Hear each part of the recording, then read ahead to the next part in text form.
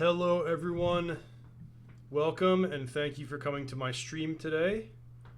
Should I say Ultimate Guard live stream today. I'm super happy to have been invited to stream on this channel. I think it's going to be lots of fun. My plan for the day was to do a vintage cube draft.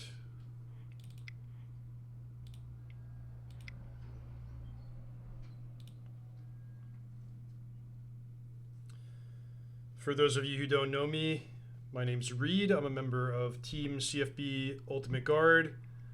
This is Ultimate Guard Live channel, which is kind of like a shared channel right now.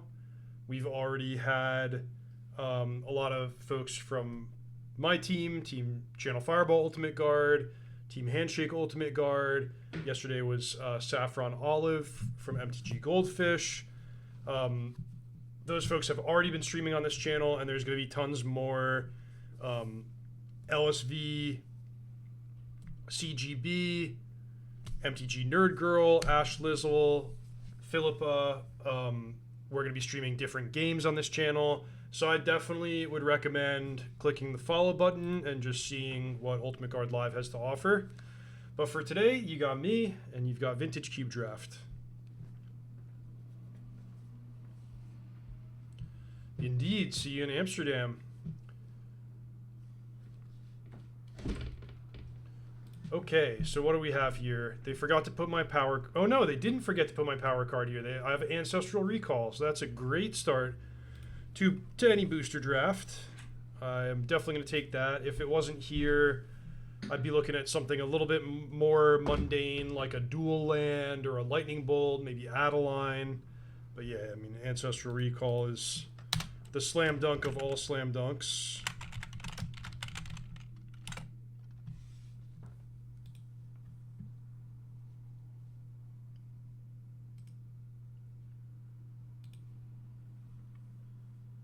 Following up Ancestral, I could match it with a blue card, Treasure Cruise, Consider, or Time Spiral. Or I could take Fast Bond. I think I wouldn't really go beyond those sort of obvious choices. Fast Bond Ancestral, that's a pretty fun start to a draft. I haven't been loving the color green in this iteration of the cube, so I could see a world where I'd pick Time Spiral instead. It's funny, like, you know, once you have the Fast Bond, the Time Spiral is a lot more appealing. Once you have the Time Spiral, the Fast Bond's a lot more appealing.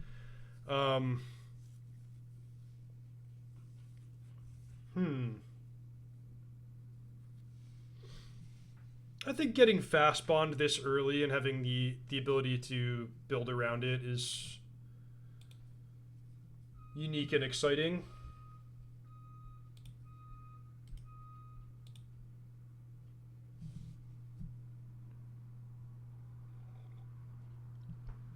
Botanical Sanctum or Lorien Revealed. I don't think I'd really consider anything else from this pack. Mind's Desire is significantly weaker payoff compared to something like Time Spiral.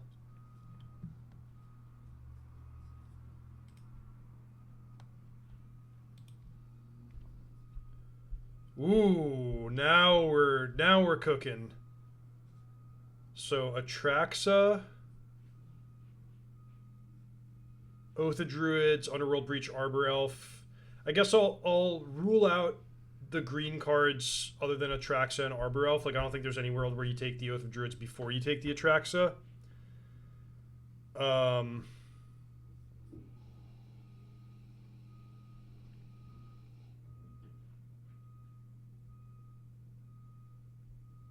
Breach Ancestral is also quite appealing.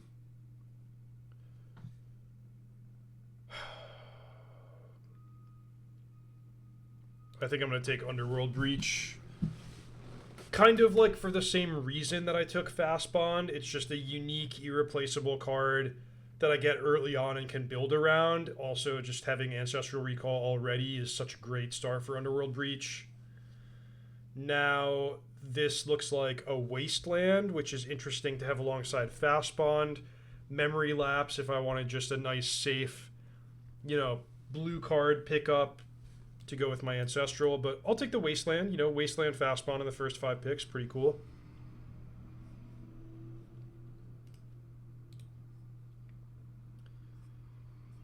Okay, Uro looks good here.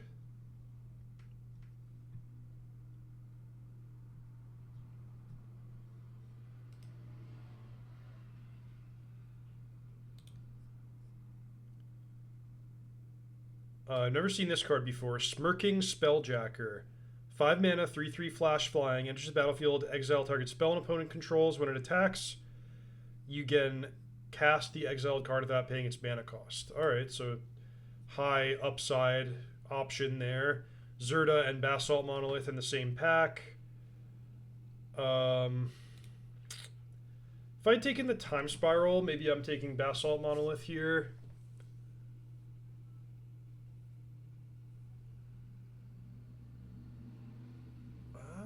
I don't know. Endurance seems like a nice safe pick. If I'm just going to go blue-green value Uro, then Endurance is pretty nice. Oh, wow. Upheaval. So Upheaval with Fast Bond. If I had known I was getting the Upheaval, I would go back in time and take the Basalt Monolith. You know, Show and Tell if I had taken Atraxa. Green Sun Zenith, always a good card, having the Endurance already. But let's go with Upheaval.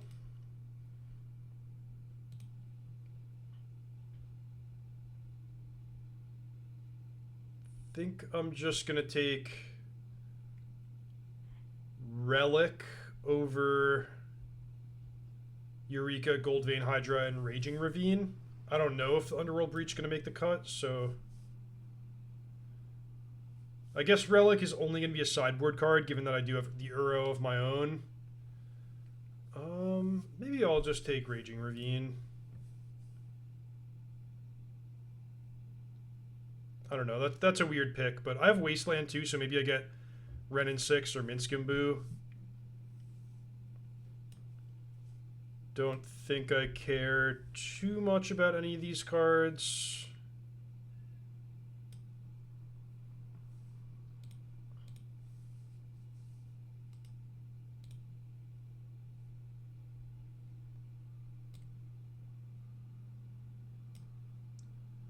Sure, I'll take a Huatli. This looks like a little bit more of a Huatli deck than a Ulvenwald Oddity deck.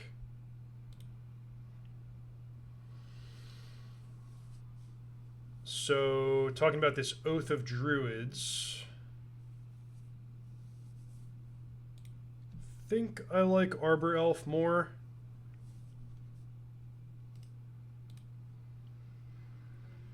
Oath of Druids is one of these cards where, like, the card itself is really strong, but it often makes you build kind of a sketchy deck to support it.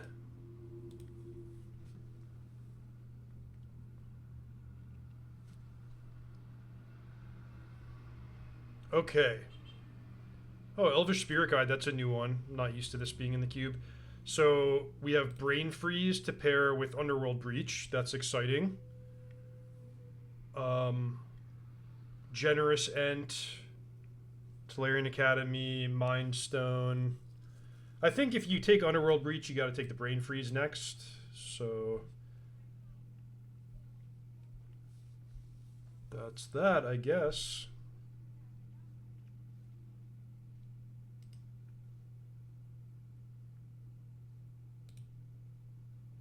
And then to complete the trifecta, we're looking for, well, Black Lotus, obviously, but more realistically, Lion's Eye Diamond or Lotus Petal.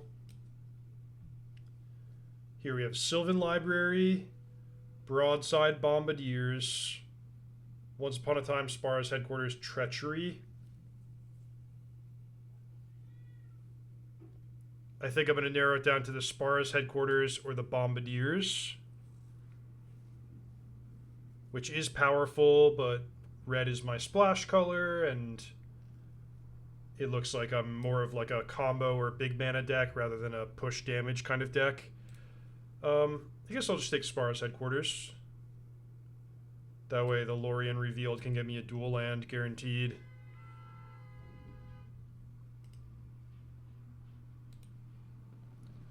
Hopefully I get to wheel something useful from that pack. Okay, what have we here? Talisman of Creativity, Fable of the Mirror Breaker, Luris is amazing, but I don't think I'm going to get there from my position right now. Probably it should be Pilgrim, Talisman, or Fable. Fable might be just a little too good.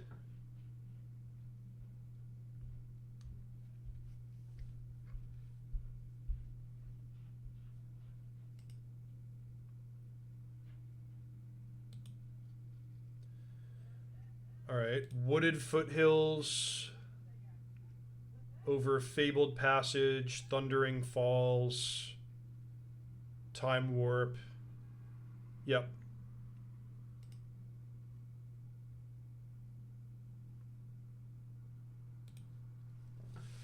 Come to the Ultimate Guard live channel for breaking news and hot takes like Fable of the Mirror Breaker being really good.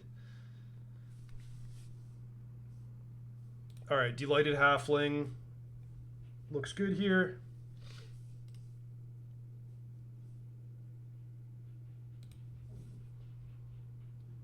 Breeding Pool over Delayed Blast, Fire Blast, Jetmir's Gardens.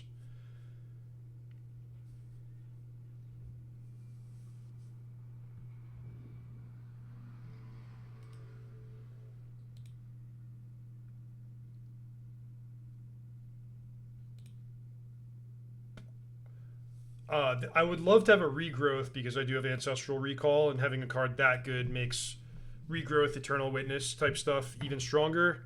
But Utopia Sprawl, I think, is virtually perfect for me. Like, I'm looking to be kind of that base green ramp deck with just a couple of premium blue cards like Ancestral, Uro, and Upheaval.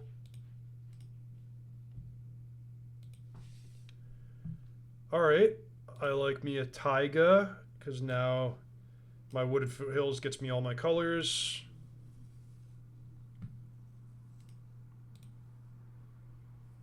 Generous Ent Wield, that's exactly what I was hoping for. Sylvan Library Wield.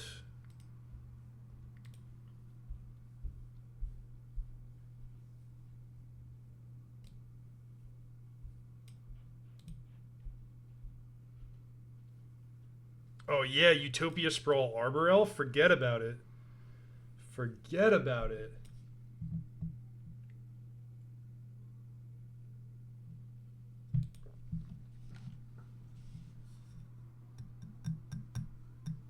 Alright, in pack 3 we're looking for a power card, a Lion's Eye Diamond, a Lotus Petal,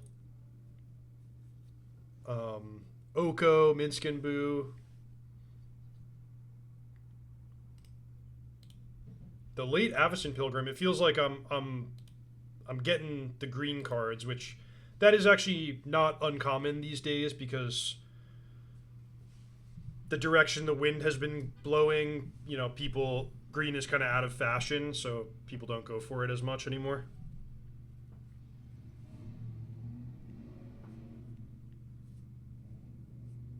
Ooh, Titania. Remembering that I do have Fast Bond and Wasteland and Wooded Foothills, so the skeleton is in place there for me to get, you know, like a Ramanap Excavator and do some cool stuff.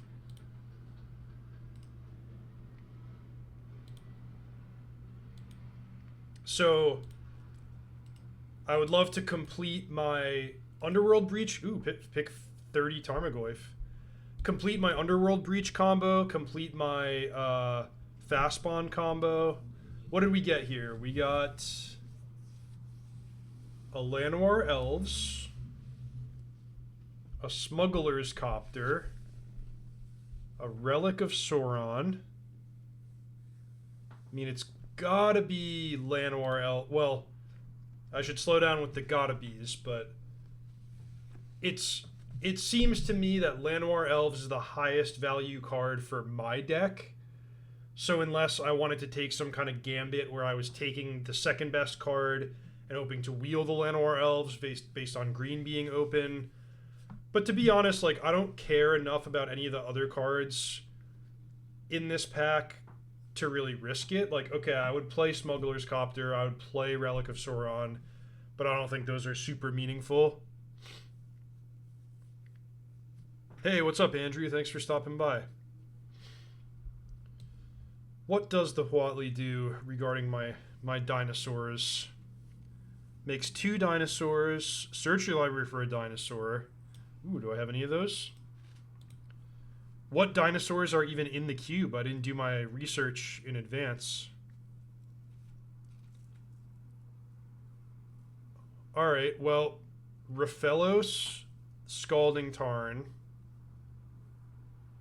So this is an example where I think I am going to take the Wheel a Card Gambit, where I think Raphelos is probably the highest value card for me, but I also really want the Scalding Tarn. I think there's no chance the Scalding Tarn wheels, but if there's nobody else at the table who's got a 10 Forest green deck, then the Raphelos might come around. So I'm going to take the Scalding Tarn, hoping that I get the Raphelos on the wheel.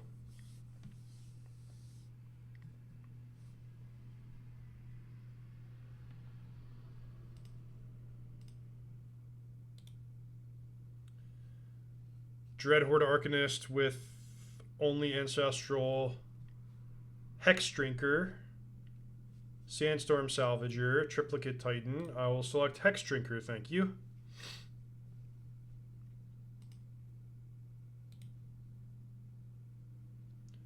Birds of Paradise, Gaia's Cradle, Grim Monolith. I mean, realistically, none of these... Some of these other cards are cool, but none of them are close in value to Birds of Paradise or Gaia's Cradle. Normally, I like to lock up the solid base of Mana Dorks before I take the Gaia's Cradle, but let's check if I've done that so far. I have 1, 2, 3, 4, 5, maybe 6 1-drop creatures. I don't really have anything that produces multiple bodies. The Fable, but also, if I'm using that logic, the Birds of Paradise is super good with the Fable. I think Bird is the safer of the picks here. I think a lot of people are going to maybe have a hard time agreeing with me on this pick, but I'm gonna go with the Bird. The way I like to draft and the way I like to play Magic is just maximize the consistency and the chance of those really nice openings. And, you know, Birds of Paradise is a card that I'm just going to be happy to see in my opening hand as often as possible. So here I did get the Excavator, which pairs with Fast Bond, pairs with Tarn, Wooded Foothills, and Wasteland. I mean, that seems really strong to me. The Nissa would be nice too, but I think Excavator is better. Spire Bluff Canal would be nice too, but yeah, I'm going to take the Excavator. Oh man, I'm getting every Mana Dork. Natural Orders would be a real gift this late too, but I don't have any great targets. I mean, Echo of Eons with the Fast Bond, but I'm just going to keep taking the Dorks. Like I said, just get that Forest 1-drop every single game. Okay, World Spine Worm. If I had taken the Natural Order, don't think I have any reason to care about the Savannah. Don't think I have any reason to care about Turnabout or Portal of I mean, Portal of Phyrexia is easier to cast than World Spine Worm.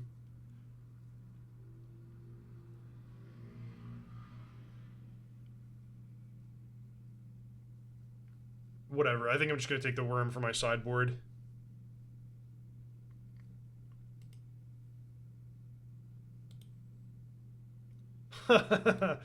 Unreal. Just literally every 1-drop creature in the cube. There's also the Wheel, which goes with Breach. Play a turn 2 off of a Mana Dork. Goes with Fast Bond.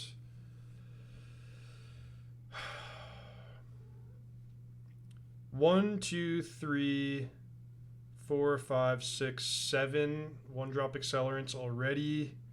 Is there a limit?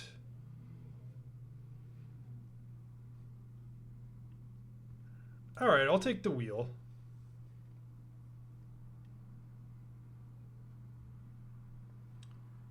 Thought Scour is good with the Breach if I choose to play that.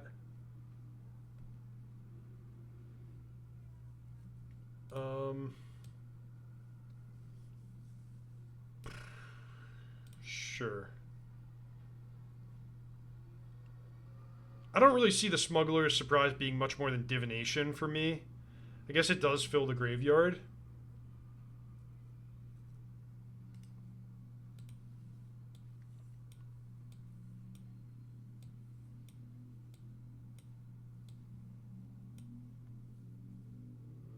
Garrick or Boseiju.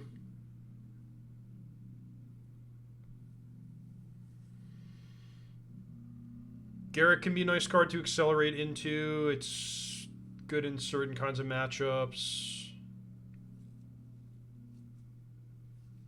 Boseiju is not a forest for the purposes of Utopia Sprawl.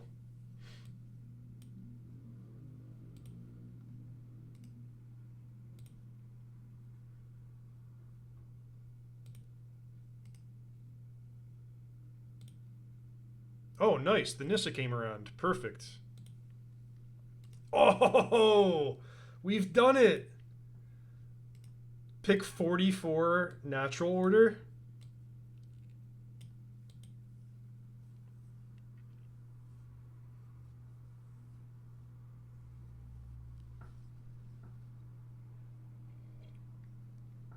All right. So I'm going to be mostly green. I want most of my lands to produce turn 1 green mana. 1, 2, 3, 4, 5, 6, 7 non-land sources of mana. So I could think about going maybe as low as 15 lands.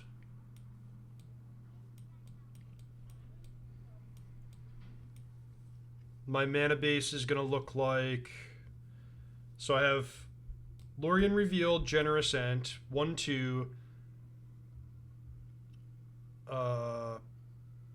Wait, so my Lorien Revealed can't get red mana. So for red mana, I have Ent, 2 fetches, Taiga, Ravine, Sprawl, Birds of Paradise. So that's 7 before I add any mountains. For blue mana, I have Lorien, Generous Ent, Breeding Pool, Spar's Headquarters, Scalding Tarn, Wooded Foothills, Utopia Sprawl, Birds of Paradise. 8 sources of blue. I want to be able to get double blue for Uro and Upheaval. The Arbor Elf can help me with double blue.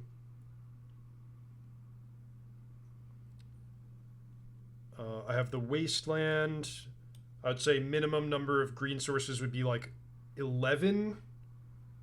The Spar's Headquarters and the Ravine Enter tapped, so 11 would give me 9 untapped. I would love to get a 12th. So let's sketch out a mana base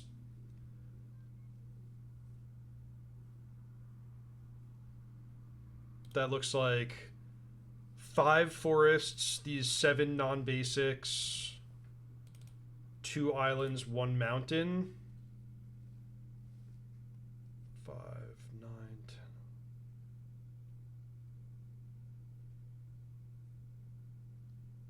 No. 6 forests. And then either 2 islands or 1 island, 1 mountain.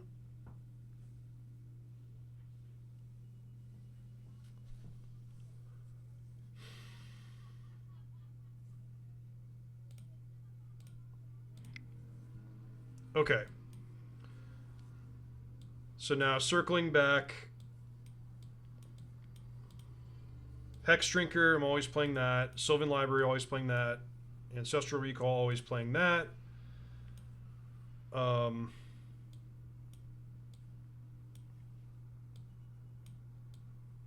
Ramanap looks good for this deck. Huali looks good. Another excuse to get down to 15 lands because she can help me hit my 4th source of mana.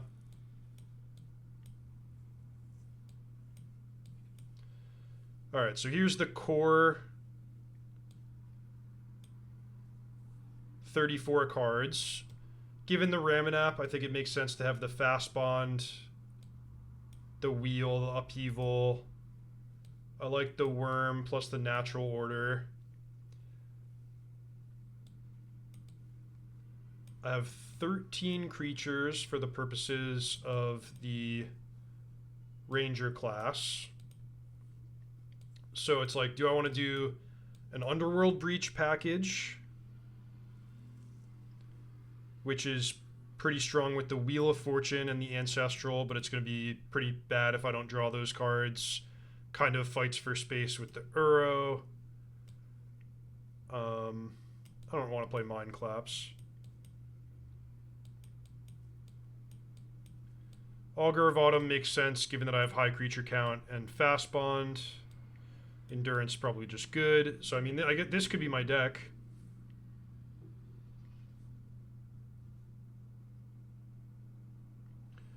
Oh, did I not count Hierarch when I was counting my blue sources?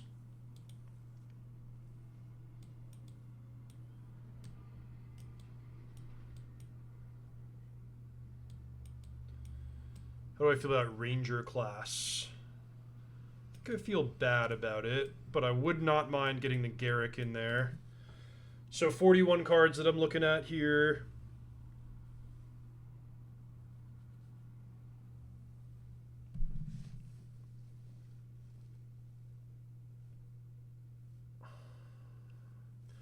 I have a feeling I'm going to sideboard out the Worm Natural Order thing a lot because, you know, if I just play against a white deck that has exile-based removal, and then also some games I'm going to draw my Worldspine Worm, and then I'm like natural ordering for Generous Ent, which is not a very strong play anyway.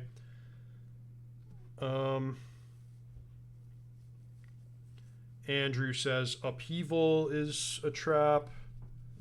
I don't think I agree with that.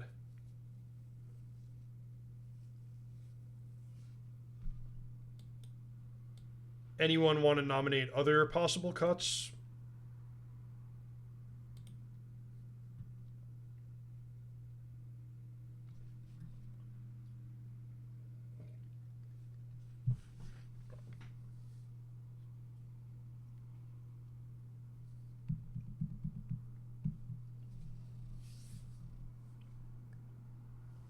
You feel like the Lorien revealed is awkward. I think I like it.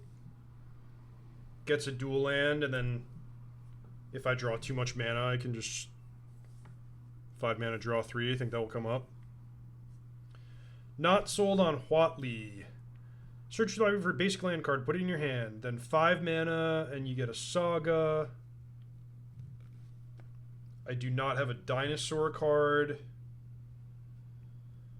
Okay, maybe Huatli's not great. It's also double red to transform.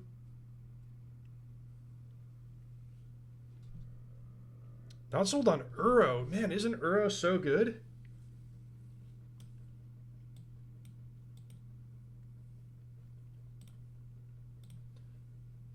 Okay. I'm gonna start this, but I like that I have a deep sideboard with like a couple of disenchant effects. I think I'll be liberally sideboarding out the natural order worm package, maybe the sideboard out the Garruk against opponents that don't have small creatures. But I like this deck. I think this is a good deck too, like outside of just those totally busted decks where you have 3 or 4 power cards. I think this is one I'm pleased with.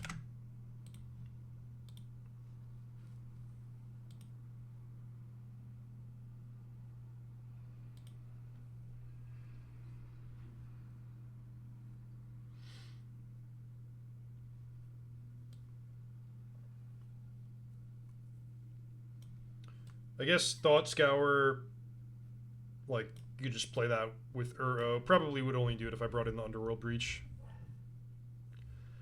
Oh yeah, natural order Worldspine Worm. I got those cards for free at the very end of the draft.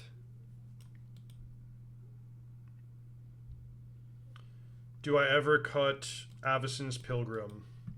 1, 2, 3, 4, 5, 6, 7. Yeah, I mean we're getting to the realm where you could consider cutting Avacyn's Pilgrim.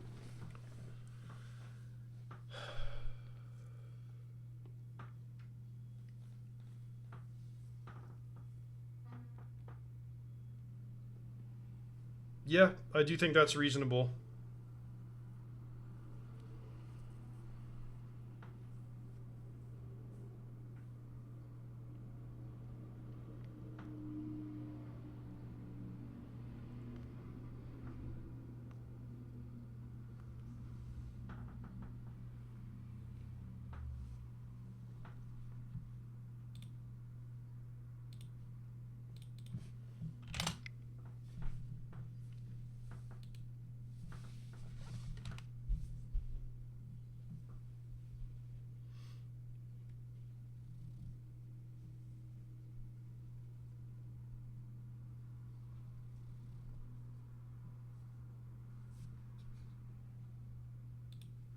Yep, beautiful hand. I agree.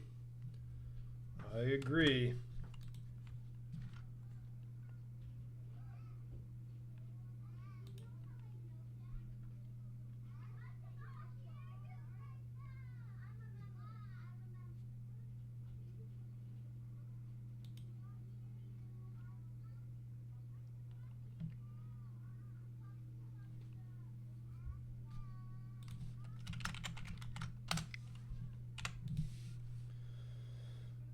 Right.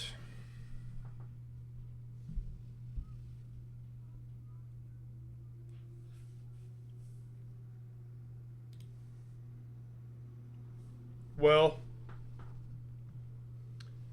if my opponent's playing a black deck, do I want to just sprawl and guarantee the turn 2 Fable?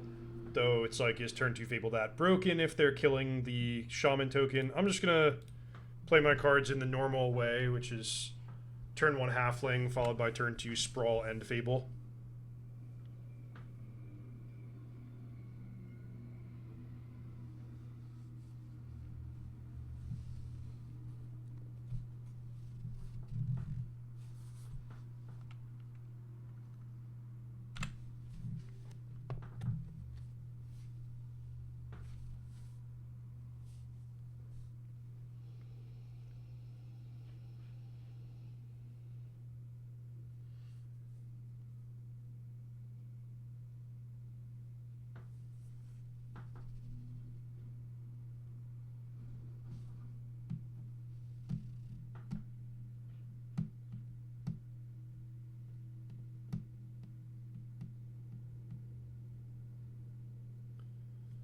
What did I take over that Relic of Progenitus? Maybe Raging Ravine.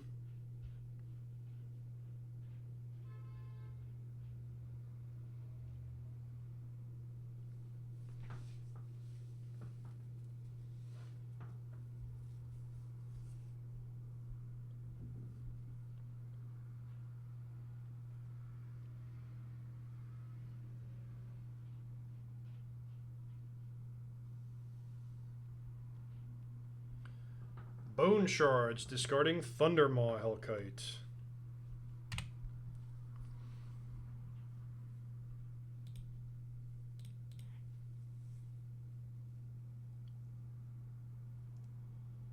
Grab Taiga, tap Taiga, Utopia Sprawl the Forest, choose blue, cast Sylvan Library.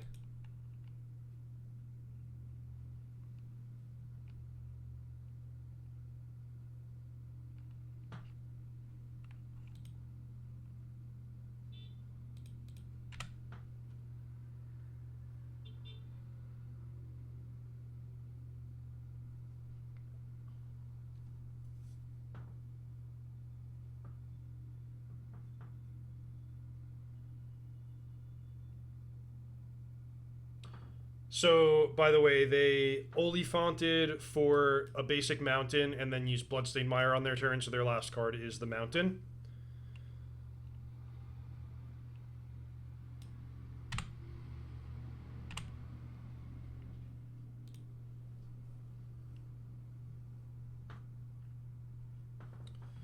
Okay, so I could have access to 4 mana this turn, 5 if I do the Uro. I could just level a Hex Drinker and trade it against the Raptor. I could Uro. I could Fable and then try to discard the Uro.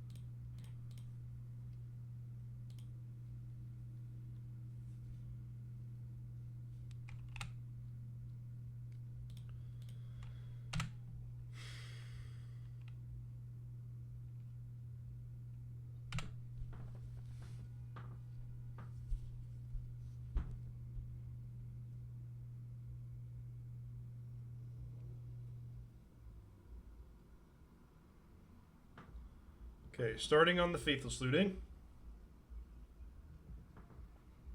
So, discard Mountain Atali.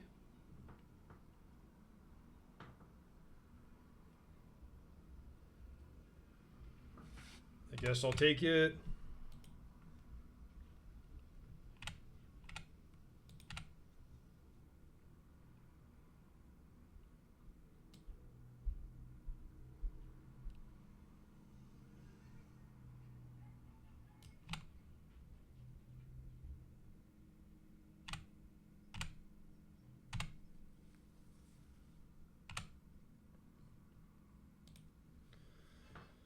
All right.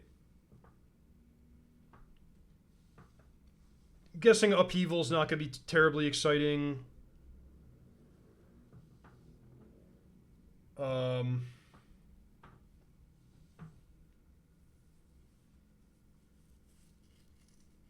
I think I'm into discarding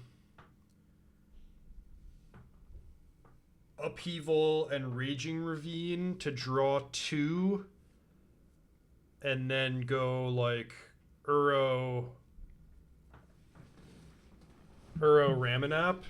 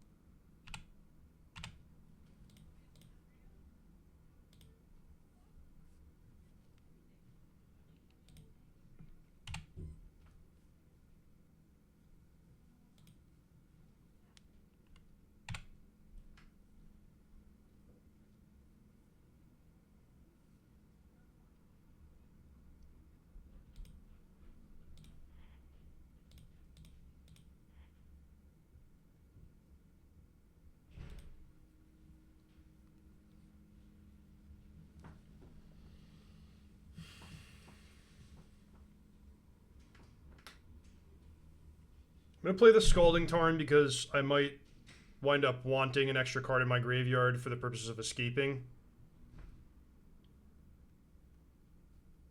My island and my mountain are already gone. So it's just like Breeding Pool tapped or Spara's headquarters. Okay, sure.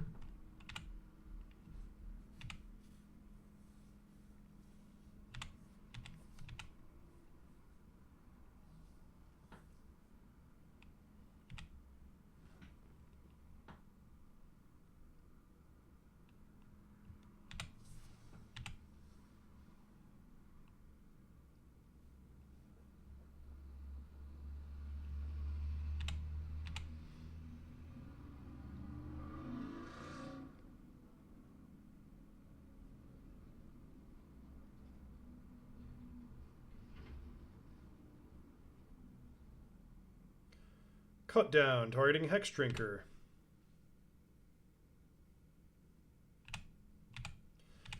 So I'm going to take 1 down to 13, 2 down to 11.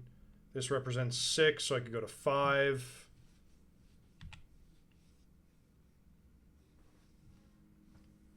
I think I'll just throw the excavator in front of the raptor.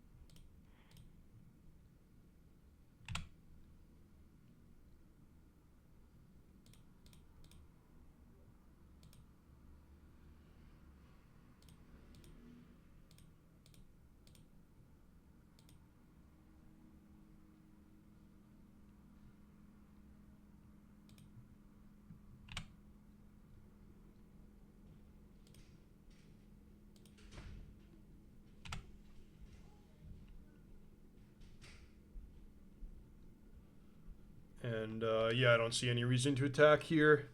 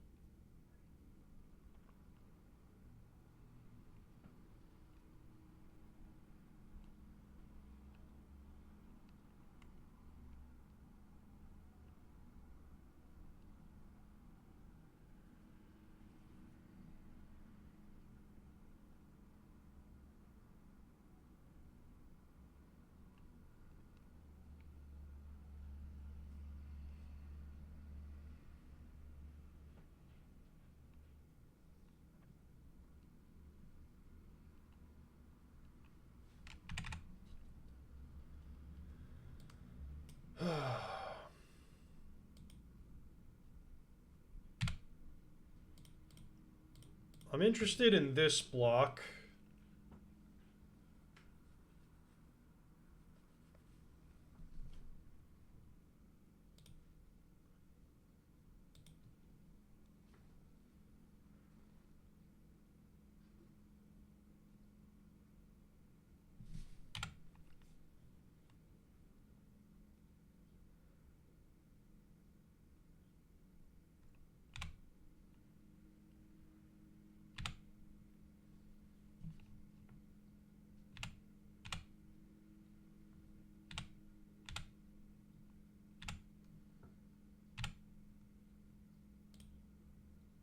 There we go. 1, 2, 3, 4, 5, 6, 7 forests. Attack for 13. This lets me play lands from the top. So if I go top of library, cast the auger, play the forest off the top.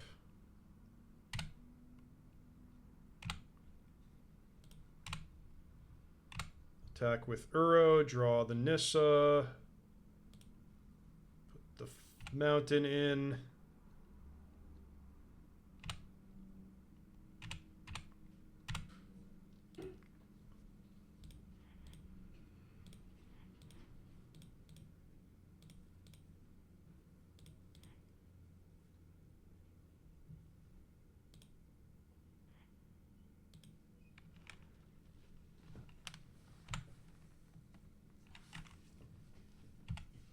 And hope to just not die.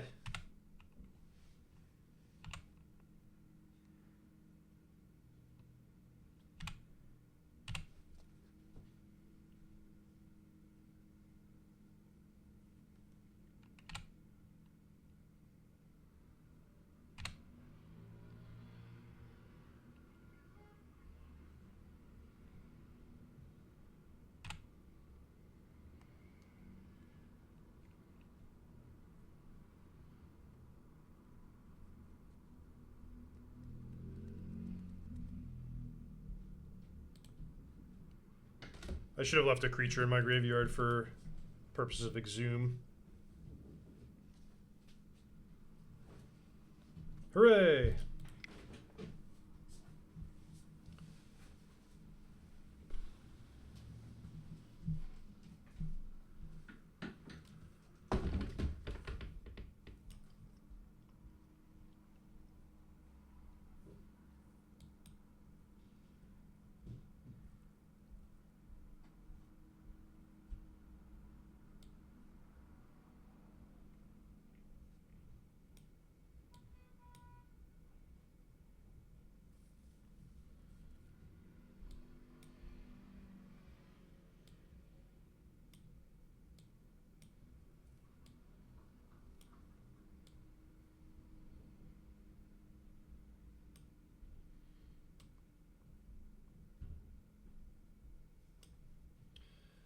Pilgrim Wheel, Garrick, Upheaval.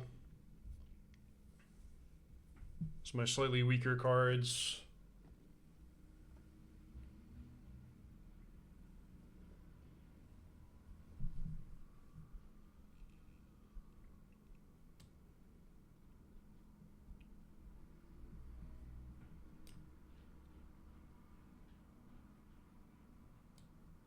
Just bring in some miscellaneous creatures.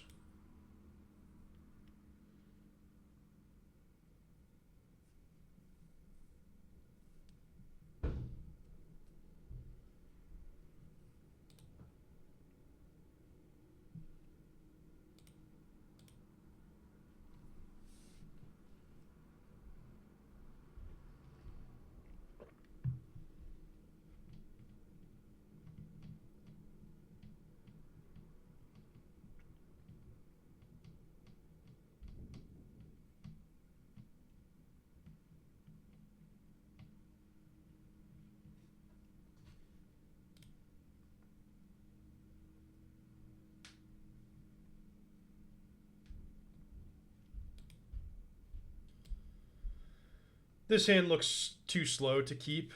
Also, maybe should have boarded out Wasteland. It seemed like my opponent had, well, they showed one dual land, right?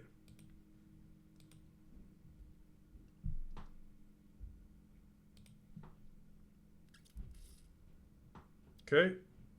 I like this. I like the 2 lands, Ramanap, Fast Bond combo.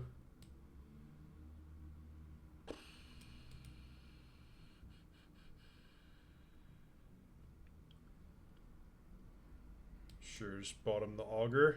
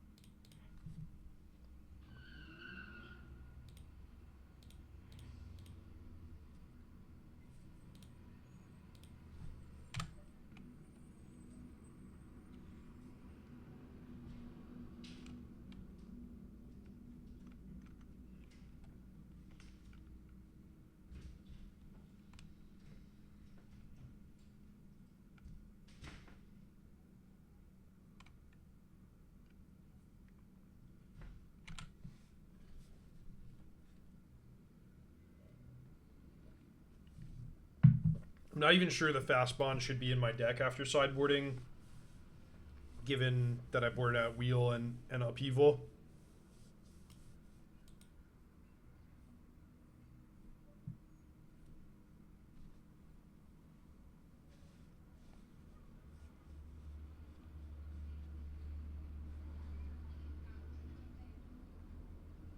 Ashen Rider.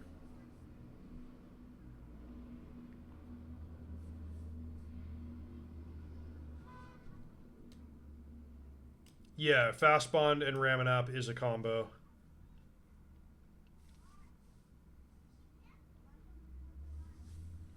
So I guess my point is I drew like the top end of. This is one of the best draws for fast bond in my post board configuration, and it's still not that amazing.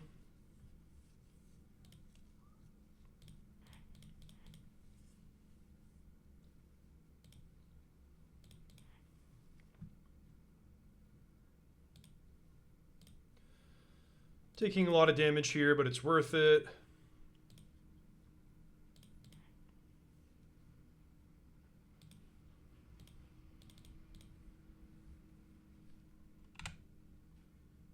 Probably just stop there.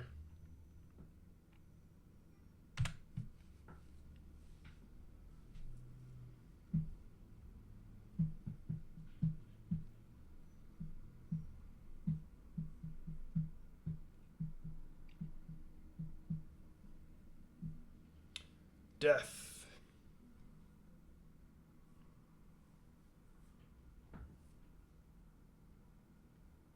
Huh. I didn't even want that fast bond anymore anyway.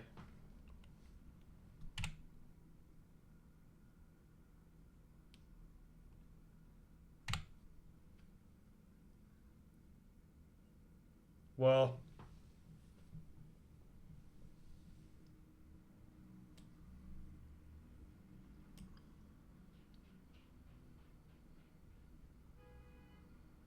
yo, I'll just discard the World Spine.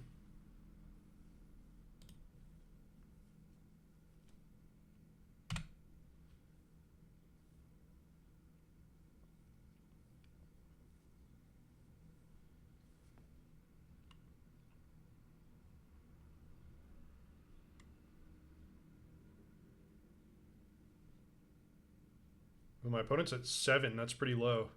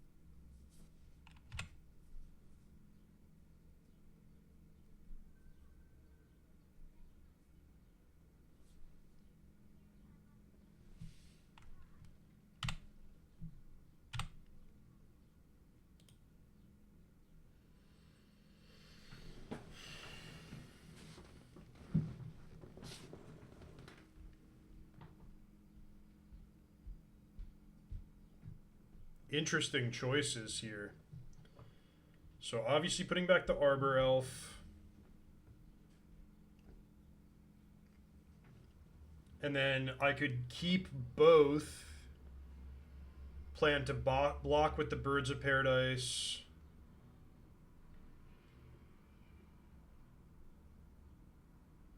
There's a world where going down on life is actually better, so that my opponent can't make a lifelinking blocker with the Preacher, and then they have to worry about dying on the crackback. So, like, okay, if I put back the Arbor Elf, keep both, go to 2, play out all my cards, then if my opponent has nothing, they lose on the board. They would have to not attack me with either creature. If they have removal, I die. But if I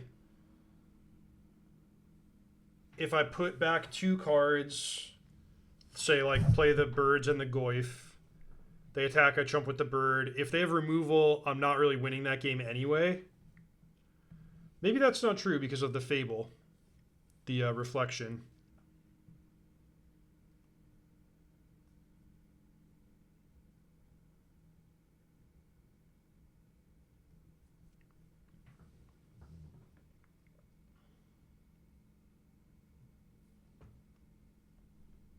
Alright, I think I'm just going to keep 2 cards and hope they don't have removal.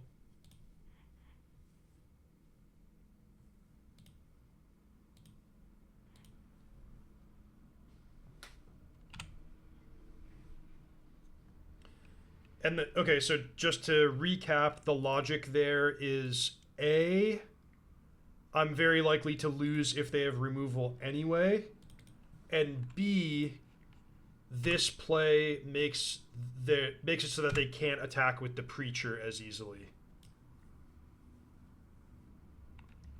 Jarvis, I got the Jarvis seal of approval.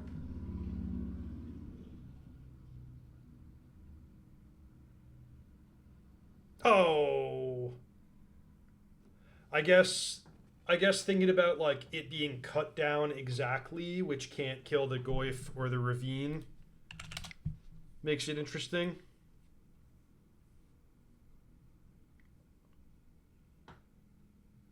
So let's rabbit hunt here. My next card down would have been Huatli, which doesn't stop the 5/5 flying.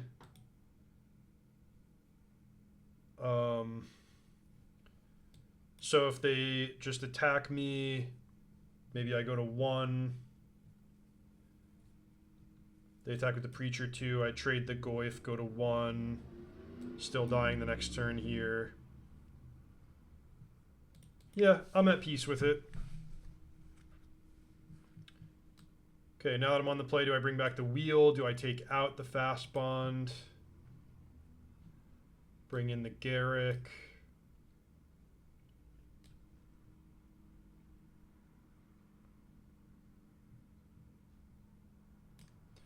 So now I've seen the Raptor and the Preacher.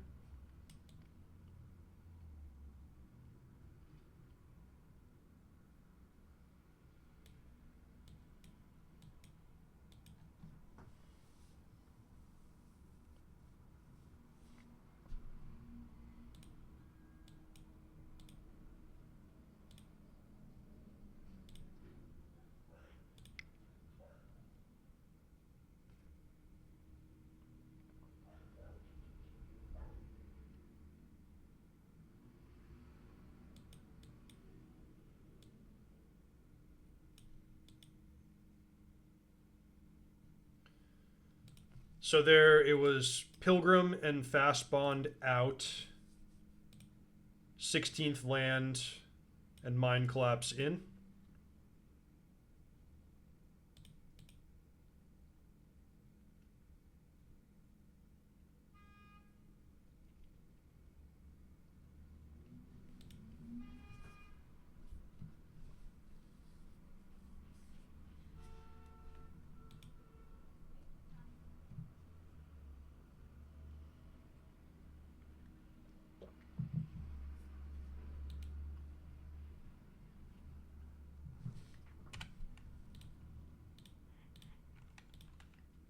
If only I could draw Endurance, I would feel a lot safer.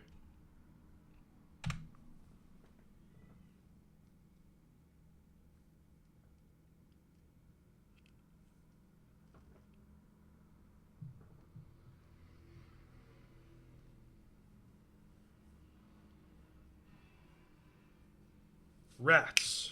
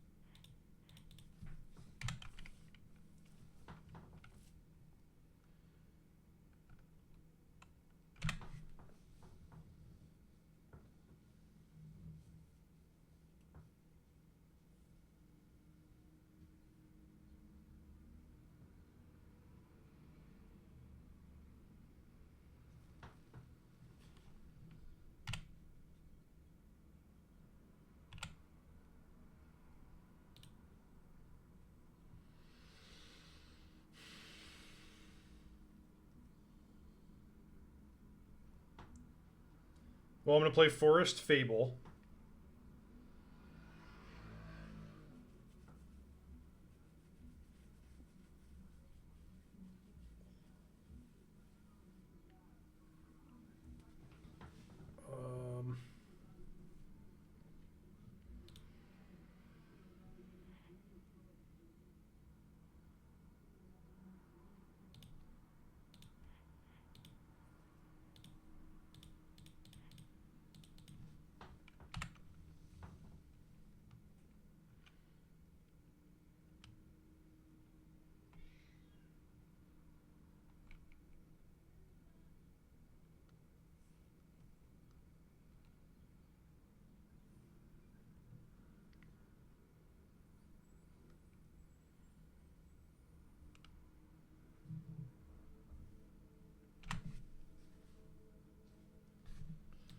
Mind collapse on Oliphant would feel okay if that happens.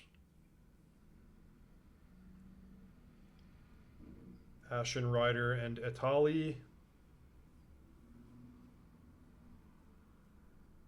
So they're going to get my Huatli, and they're going to get their own Mox Ruby. Could be worse. Could be worse.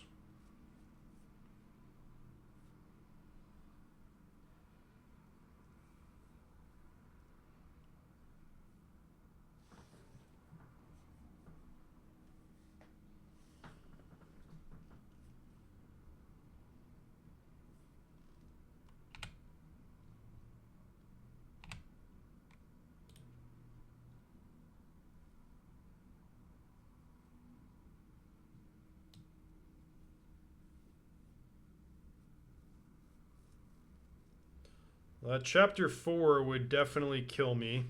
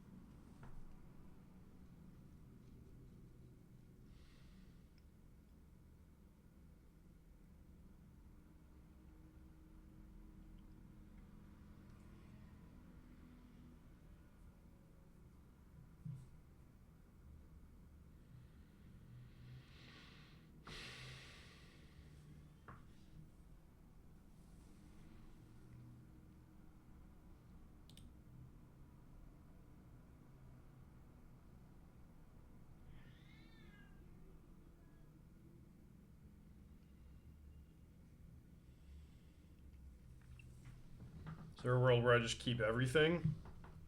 Go to 11, make Uro. Go to 14. No. Alright, I'm going to put this on top. Keep. Then discard 2.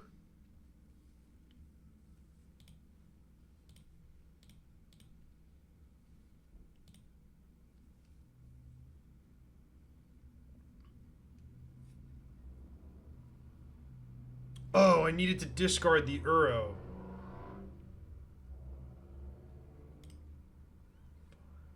Four. Yeah, I needed to discard the Uro. Oops.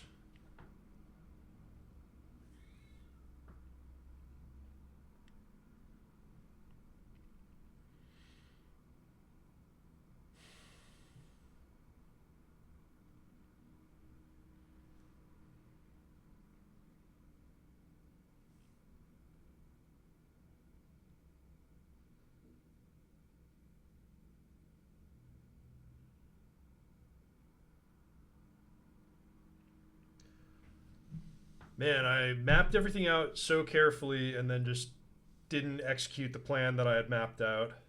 I hate when that happens.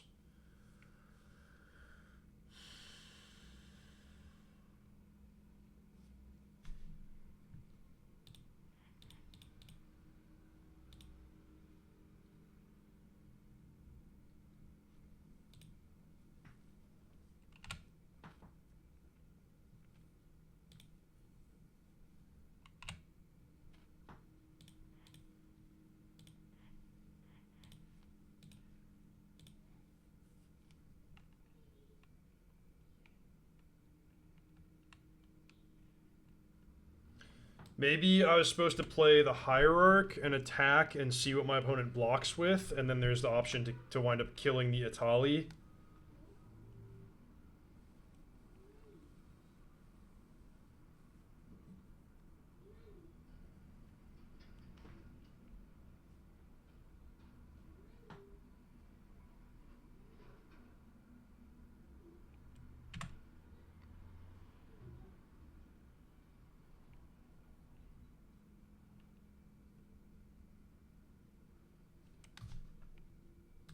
is it 9.5 mana to transform?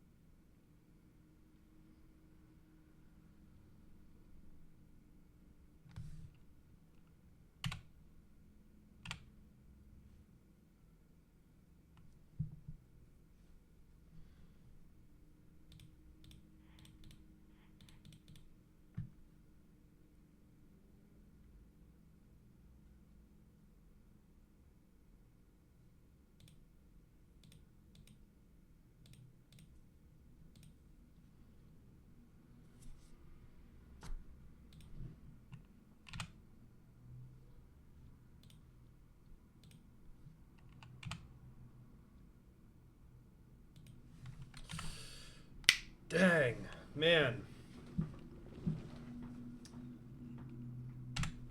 So close, and yet so far in both games 2 and 3.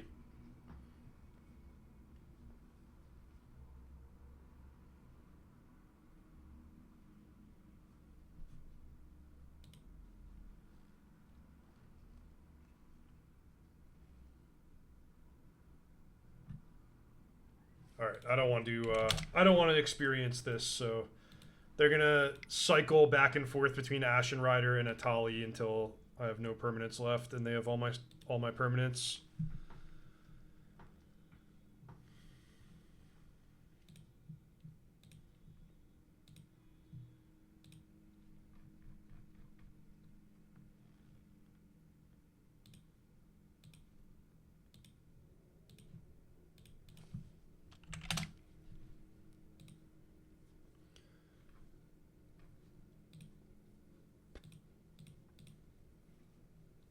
By the way, everyone, once the Ultimate Guard channel reaches certain benchmarks of followers, a randomly selected follower is going to get giveaways. So the first milestone is 2,000 followers. A randomly selected one is going to get a twin flip and tray Xeno skin of a color of your choosing. It's going to be great.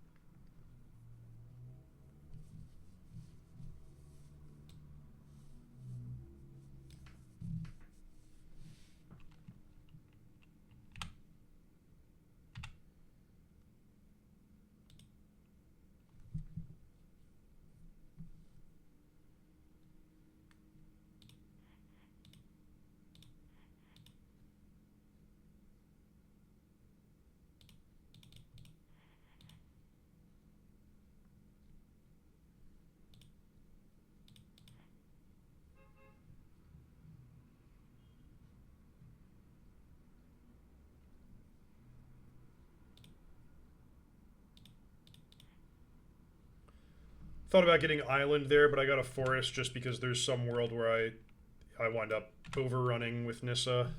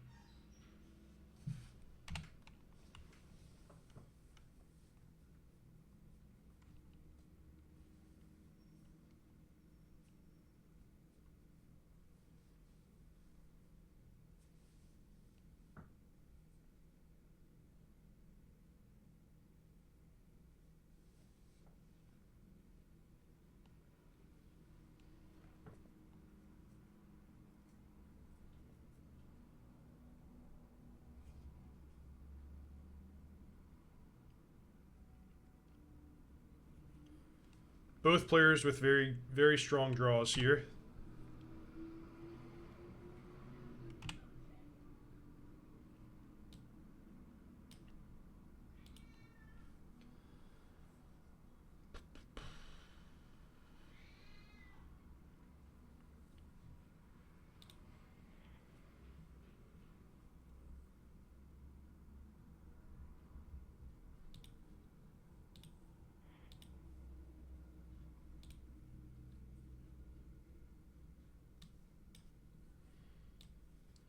So I could play this with 3 loyalty and destroy the copter and then try to block. That doesn't seem super great.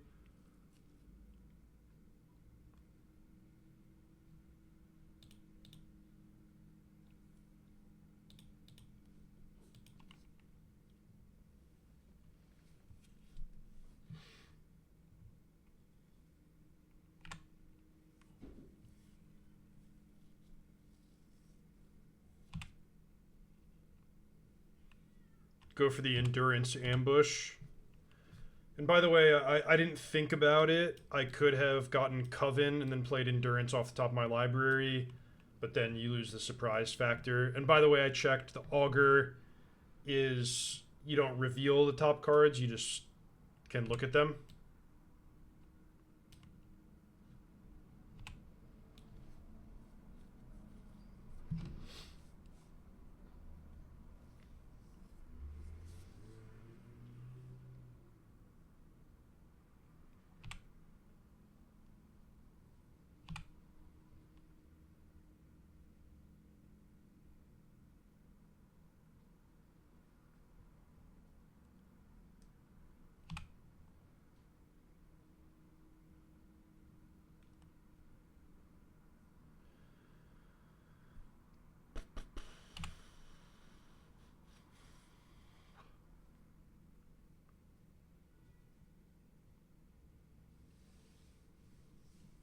Come on in with that smuggler's copter. Let's go.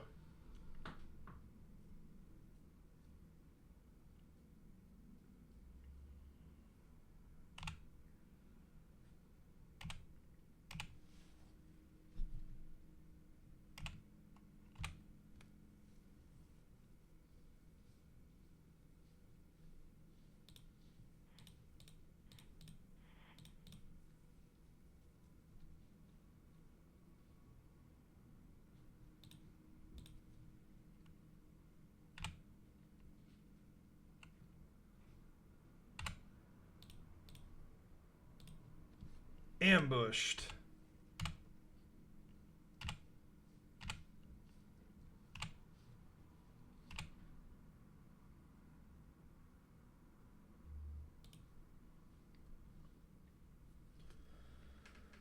All right. Well, I get to play Titania off the top of my library. That seems good.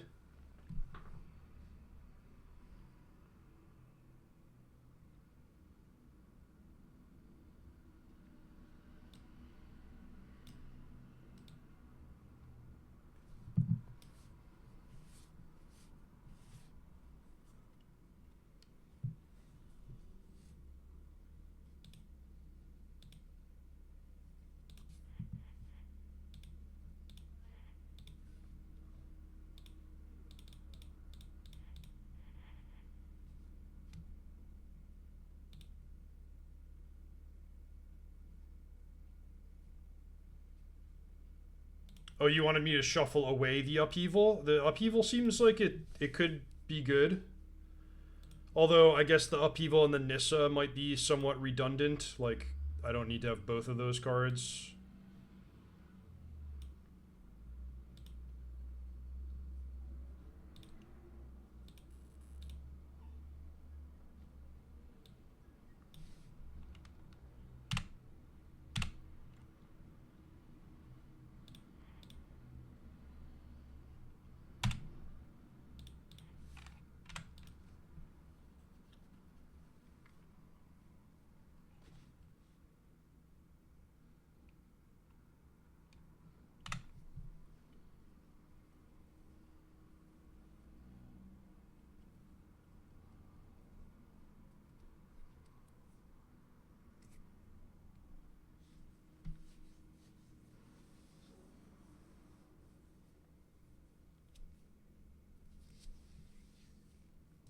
Urza, Lord High Artificer.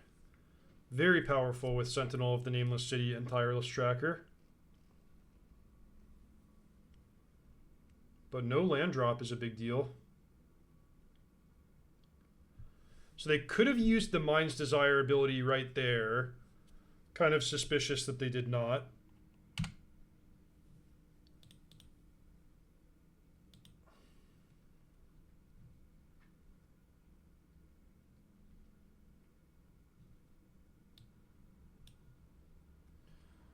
I mean, I could just go land, overrun for 5, attack with everything.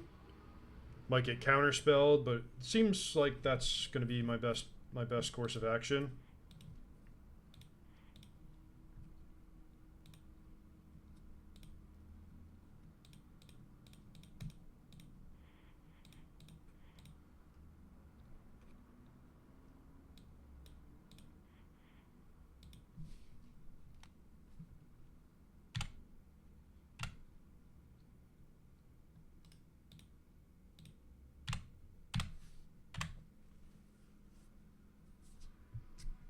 Hooray!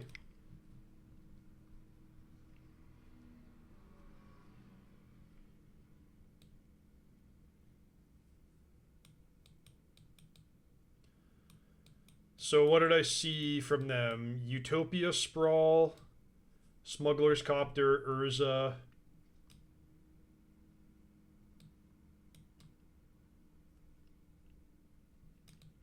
Maybe the Force of Vigor comes in. They can Oko my World Spine Worm.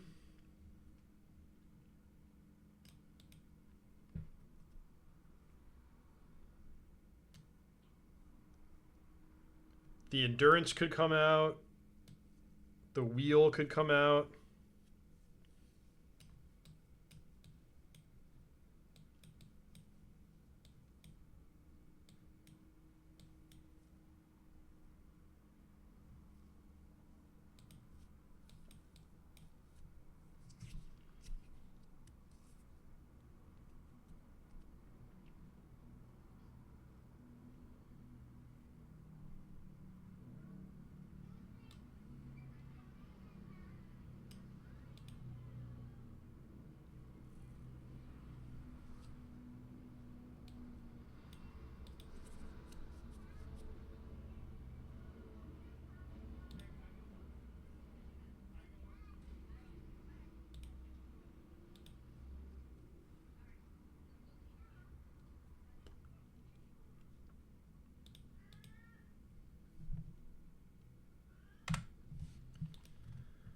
Gonna hope their draw is vulnerable to Wasteland here. Does not look like it's going to be.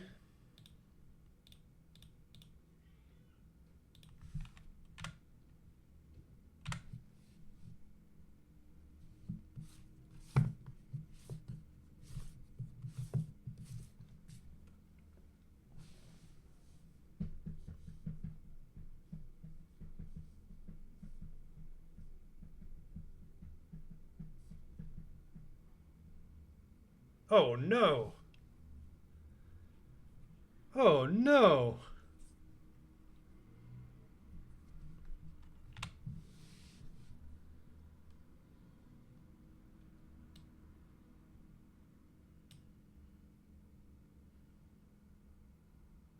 I mean, I guess I'm gonna Wasteland here. I just have nothing going on.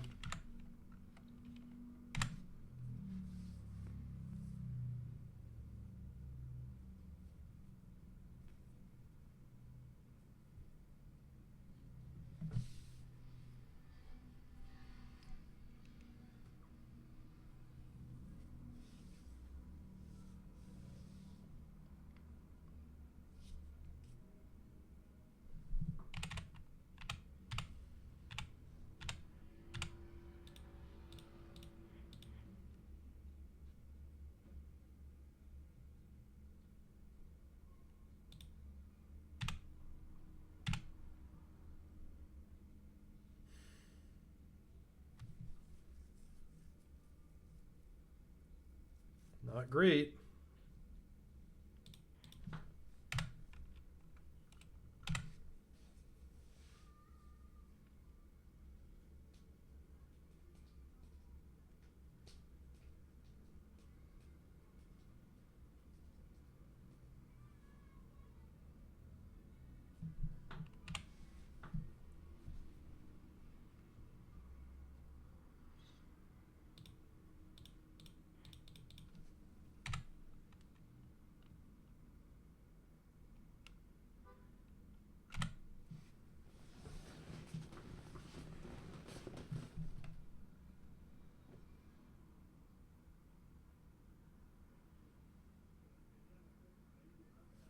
So if my opponent never plays another card for the rest of the game, I can win.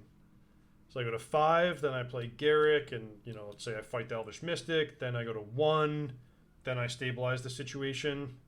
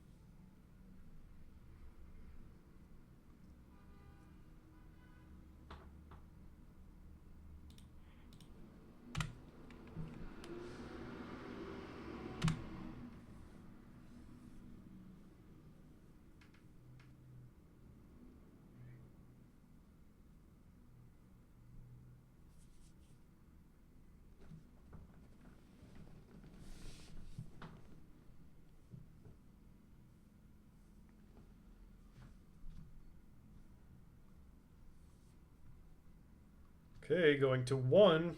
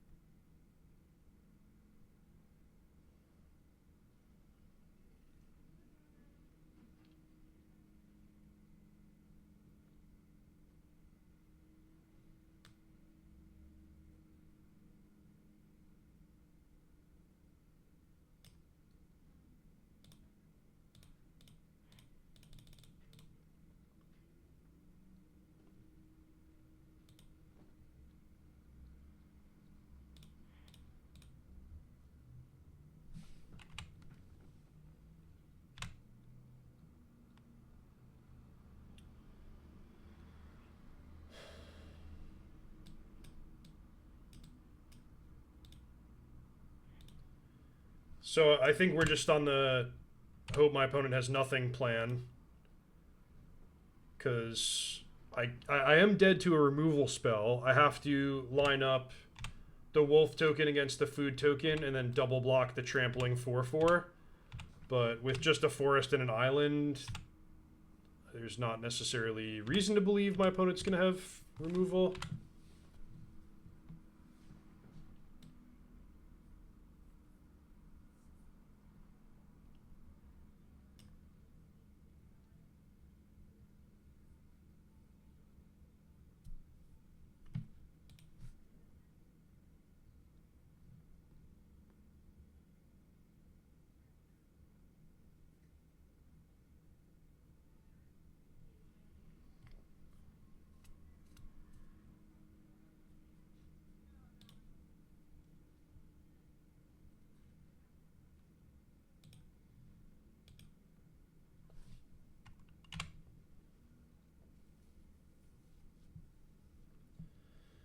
So looks like a good spot to use the minus.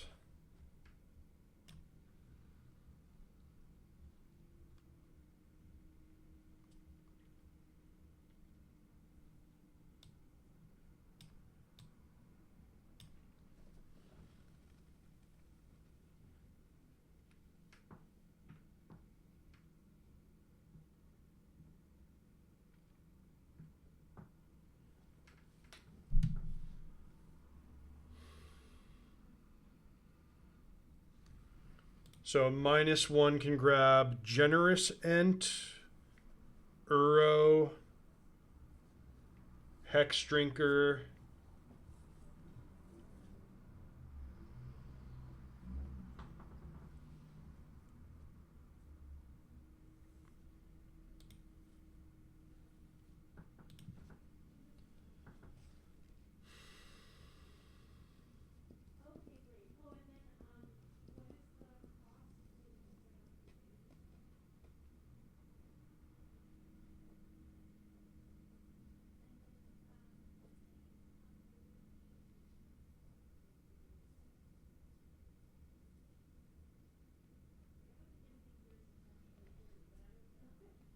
And then another question is like, do I want to be attacking Oko trying to trade things?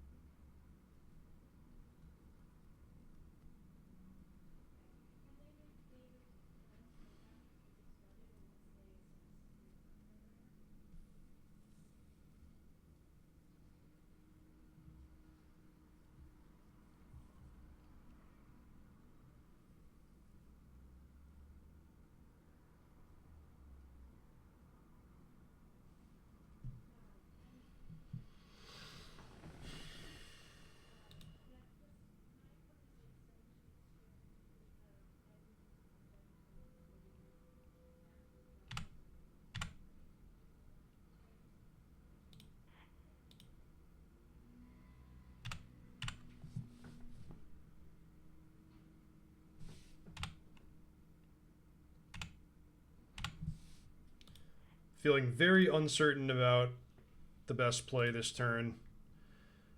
If I get if I Uro and I draw into something relevant, it's like huge. It's amazing.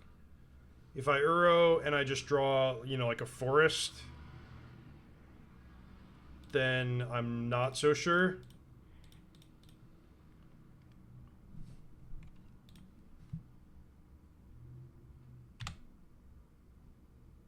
Okay, natural order, that I would count that as amazing.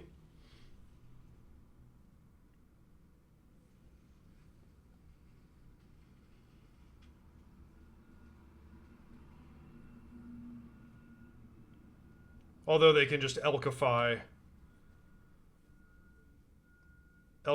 my World Spine Worm if I get that. So maybe it's not amazing at all.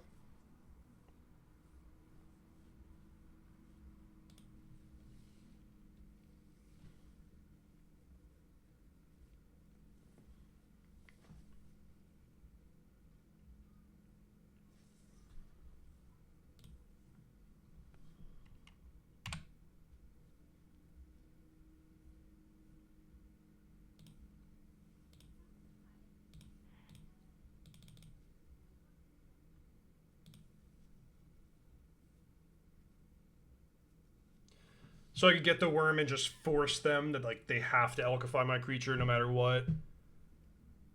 That's probably a good outcome, and then try to win with the Nissa like last time.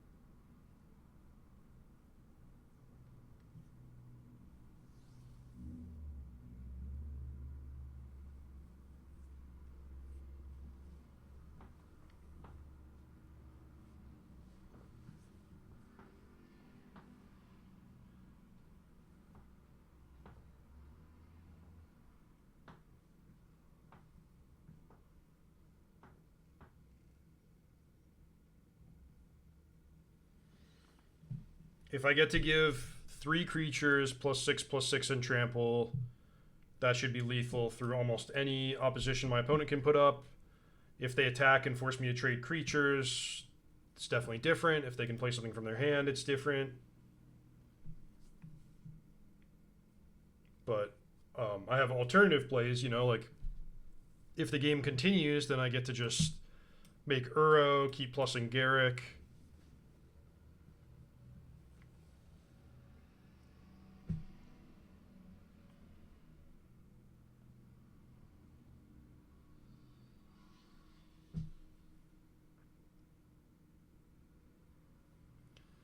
Caracas. That is bad for me. That's lethal, actually.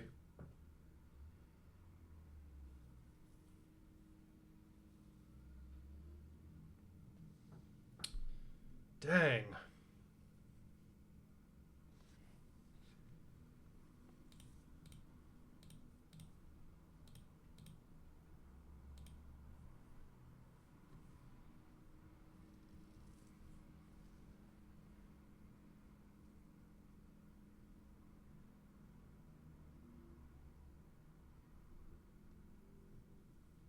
Just make another wolf on my previous turn? No, there's no way. There's no way I can do anything besides the -1. The question is like what to do with the -1. Because I can't cast the Nissa. I was at 1 life. So if I don't use the -1, I'm just not spending my mana at all that turn.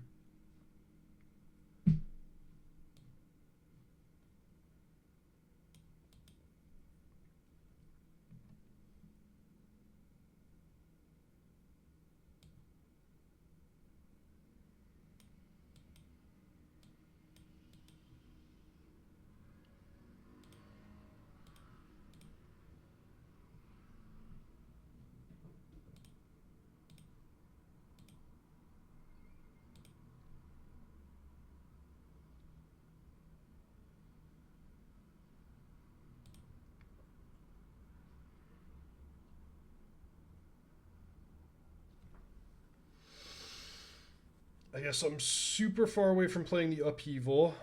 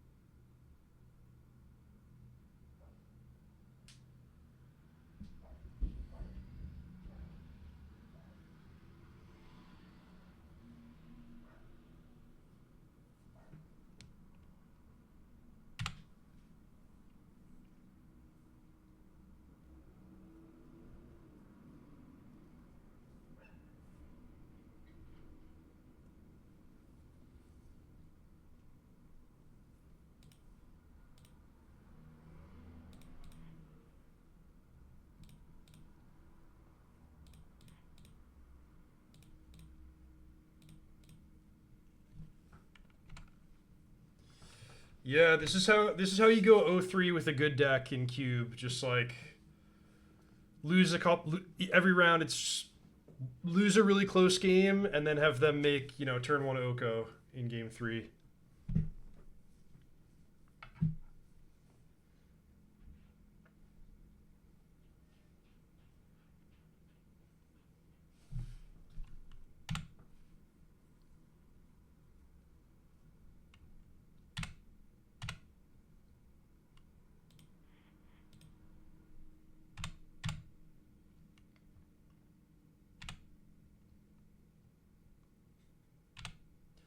I also have not drawn Ancestral Recall yet in 6 games.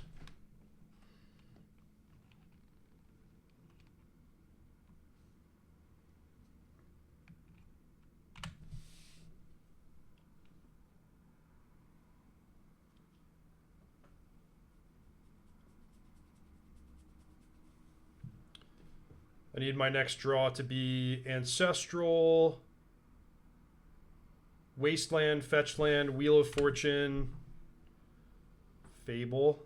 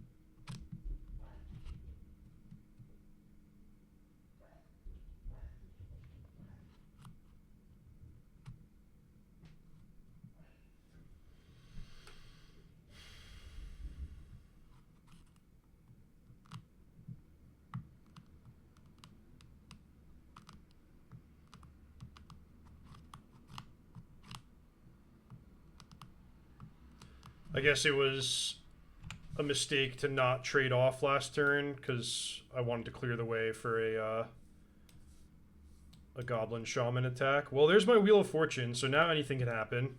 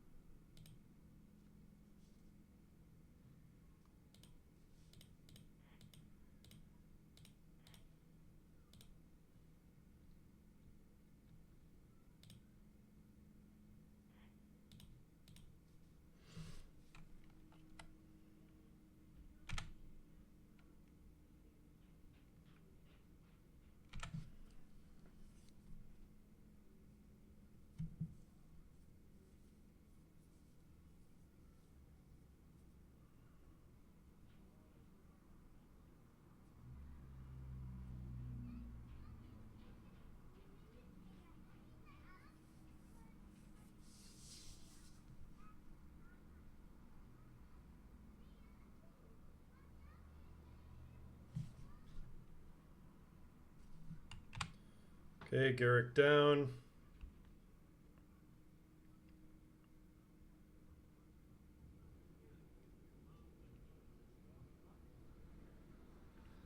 Well, I did shuffle after putting the Upheaval on the bottom of my deck, so I do have that out of the Upheaval fast bond thing.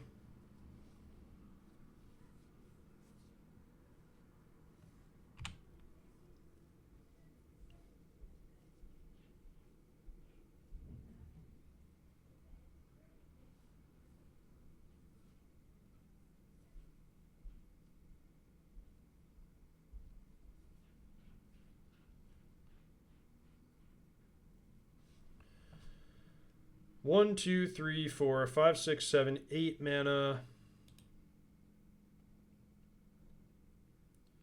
Natural Order for Oko is a play that is available to me.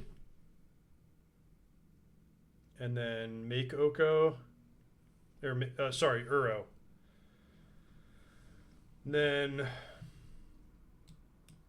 I can attack the Oko with both. My opponent will crew the Copter. I can Force of Vigor to destroy the Fable and the Copter, and then they'll be forced into a double block situation, which is not even that good for me.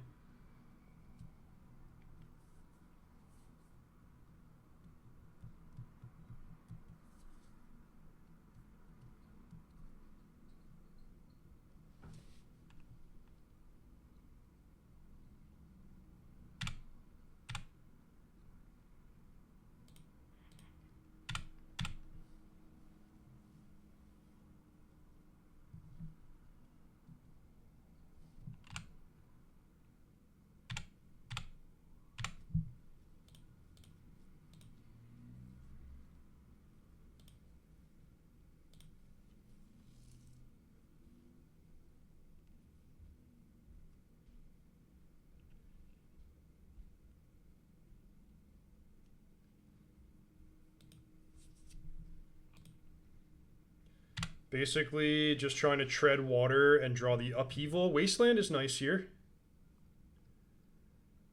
With the Ramanop and the Fast Bond.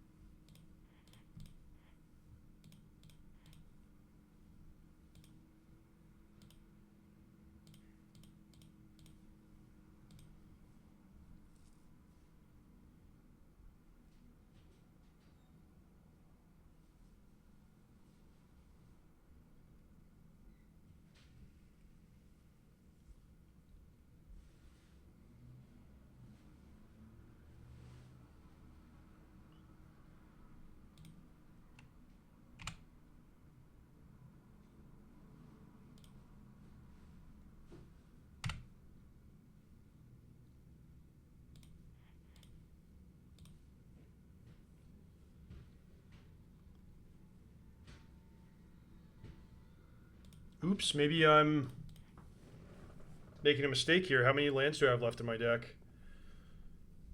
So I can get the Titania out there.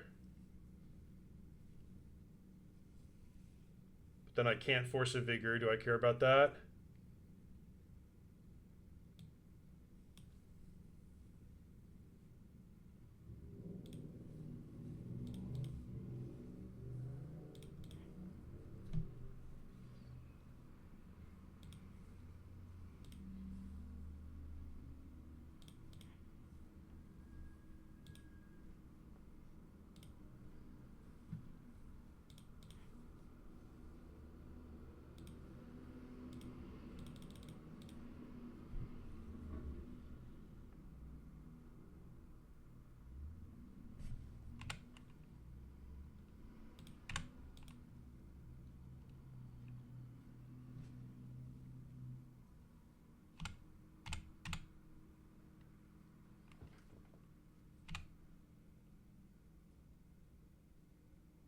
Oh, the Fable can't transform. That's sweet. That was not on my radar.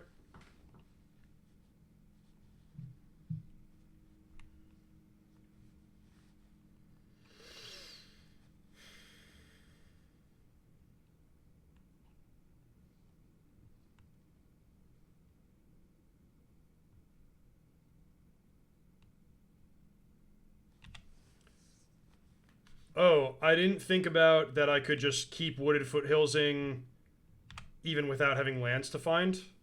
So I could have just been like pay 1 life to make a 5/3 for a few iterations.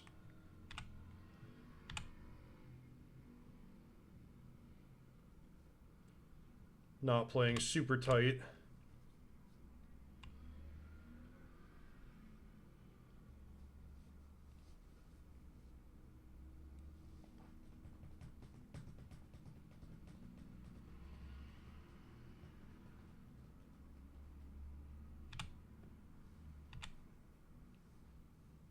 It would have been pay 2 life. Yeah, pay 2 life for a 5/3. Which I probably should have done like twice. I can't do it that much because I'm at 13 and my opponent is a flying creature, but it's nice now that they have to choose between alchifying my Uro or my Titania, and both are pretty threatening.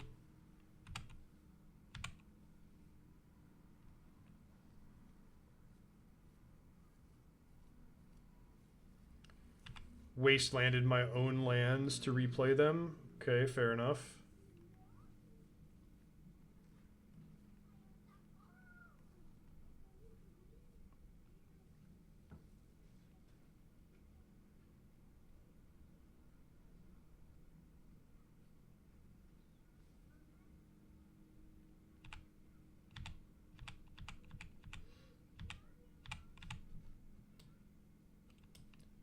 The elk food tokens are not artifacts for what that's worth.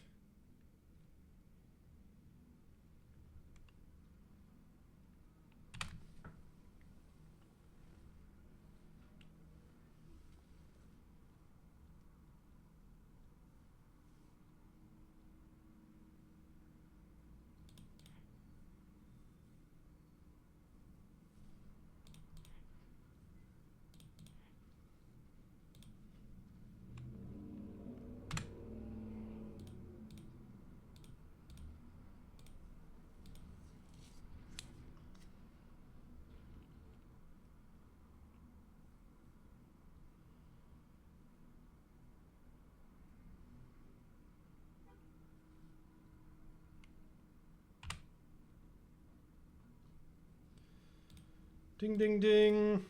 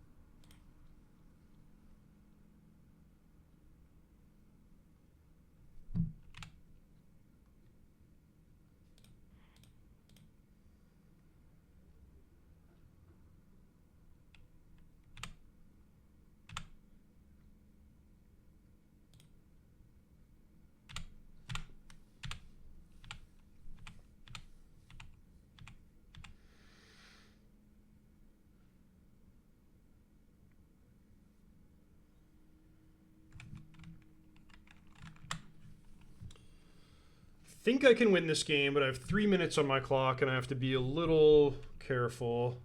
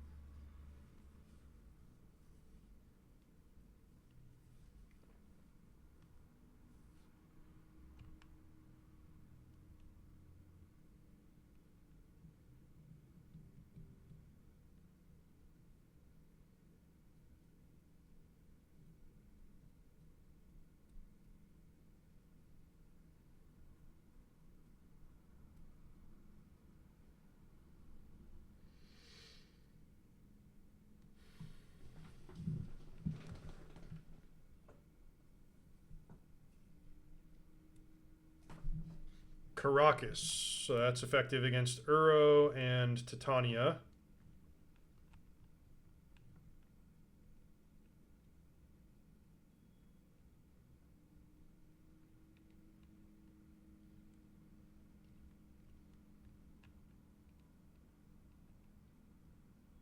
Huh.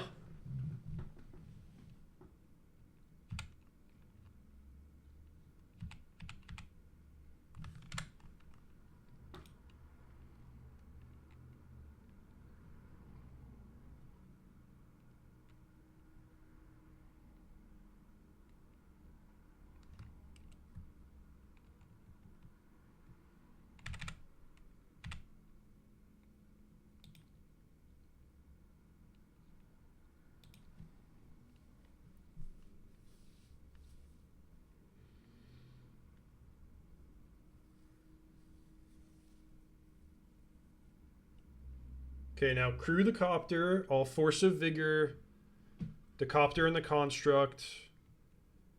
I have 8 big attackers against 5 blockers.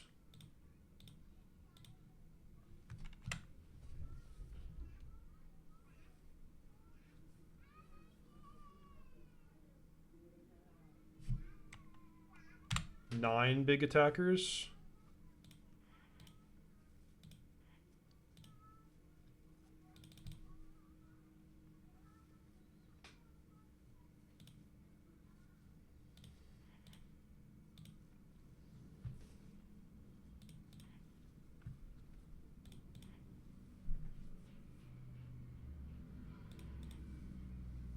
Oh, shoot.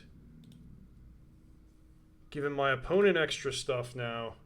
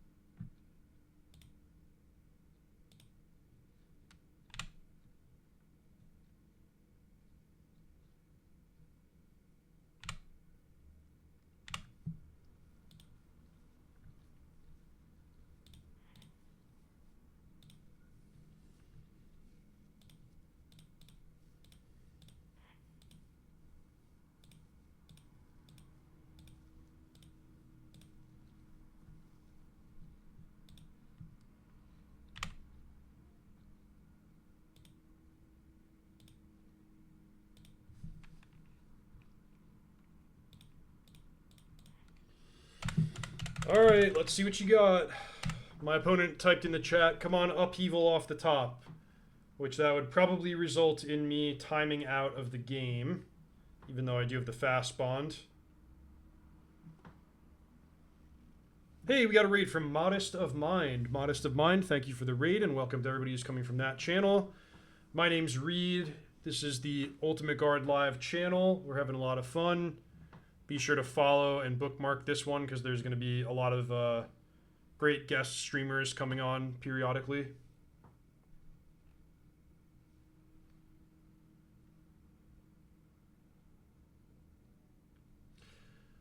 So if I had not given my opponent the Titania elemental there, I would have won with my attack.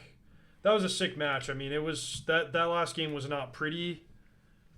Not everything was done to the best of my abilities, but it was just barely good enough. Nice win. Yeah, thank you.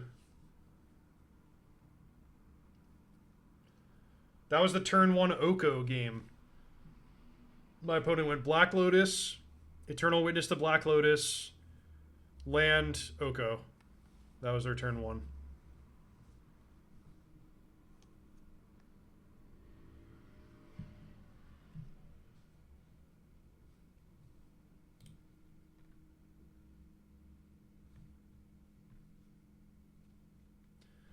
Many Ultimate Guard sponsored creators will be streaming on this channel regularly, including Team Channel Fireball Ultimate Guard, that's me, Team Handshake, LSV, CGB, MTG Goldfish, MTG Nerd Girl, Ash Lizzle, Philippa. We're going to be streaming different games, so if Magic is not your thing or you want to experiment with some new content, you'll find that here. And then there are giveaways when we reach our milestone numbers of followers. The first one's going to be when we get to 2,000 Twitch followers. There's a giveaway for a twin Flip and Tray Xenoskin deck box.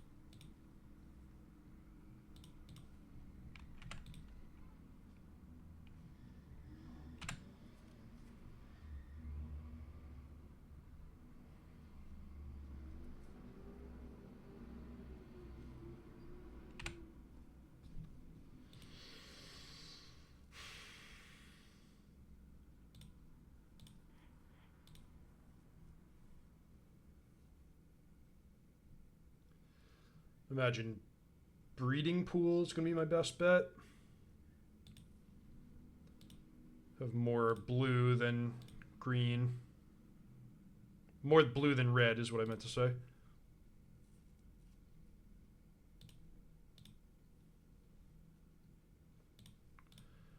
Also, maybe should have just skipped the halfling in favor of extra level counter on the Hex Drinker, because that seems to be my win condition here.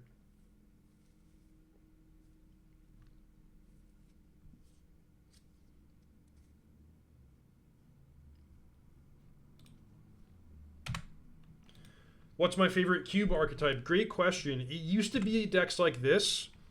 Like a couple years ago, I was perfectly happy to just first pick Llanowar Elves out of an average cube pack. I think green has gotten a lot weaker, so now my favorite archetype, that's kind of up in the air, but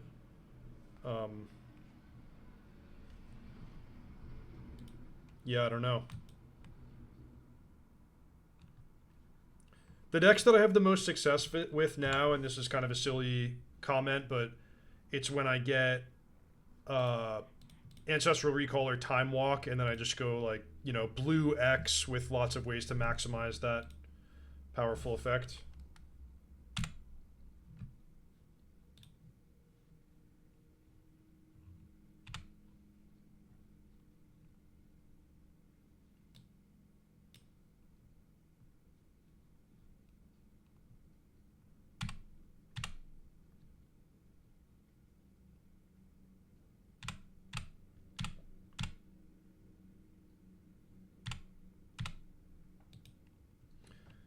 Would I rather play Artifacts or Storm? Well, Storm is more fun. Artifacts is probably stronger, more reliable archetype.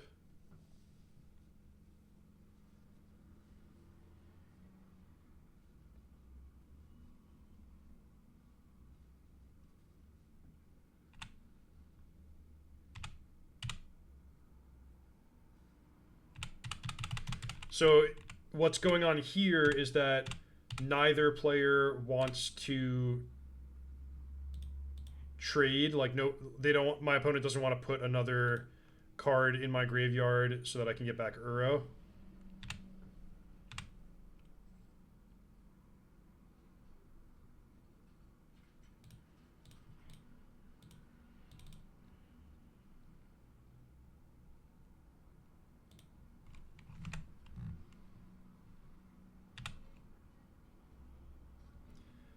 Pack one, pick one, Tolarian Academy versus Minsc and Boo.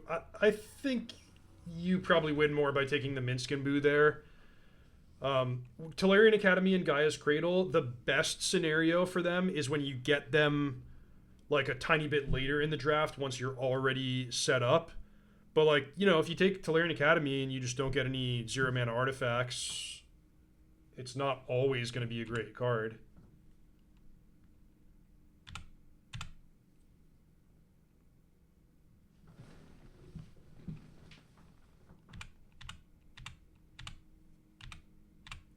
The strongest deck in Vintage Cube. I think it's what I said, where you just get a Time Walk and you have a lot of ways to recur and maximize Time Walk and tutor for it and stuff. But yeah, the big mana artifact decks can be really good. Sometimes a really scary version of mono white or something.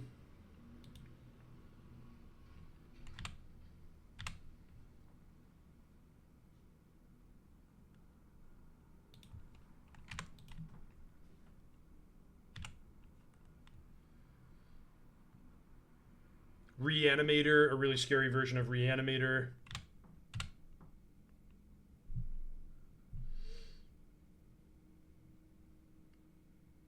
Yeah, like if you could just hand build your deck out of all the best cards in the cube, it's probably Reanimator.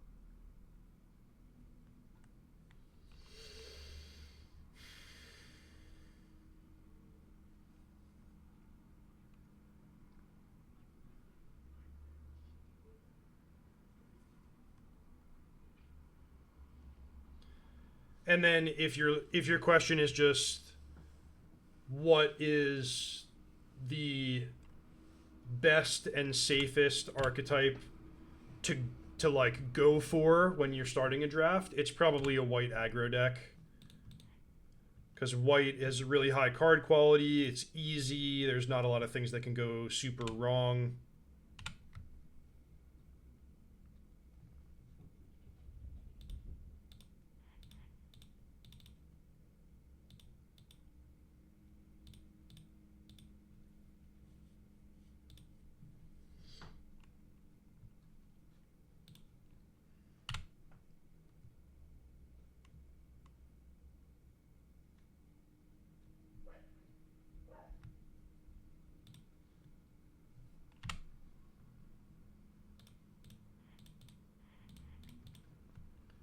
I have no lands left that I can fetch with the Scalding Tarn. The Wooded Foothills, I do have a bunch more forests.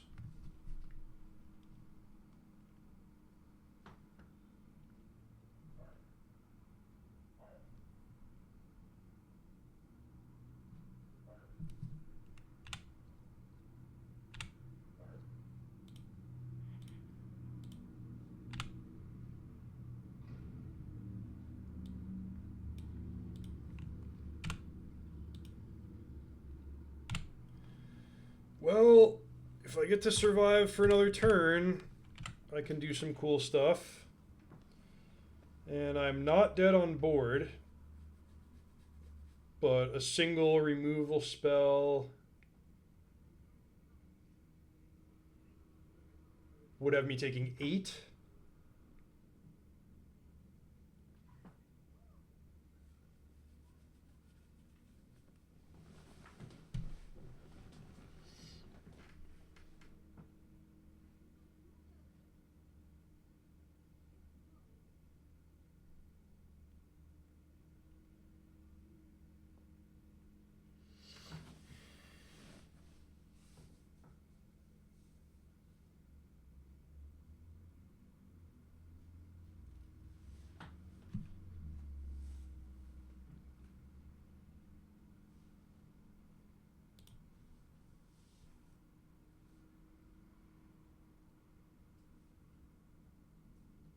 If they had just burst lightninged me and attacked with everything, I think I was dead there.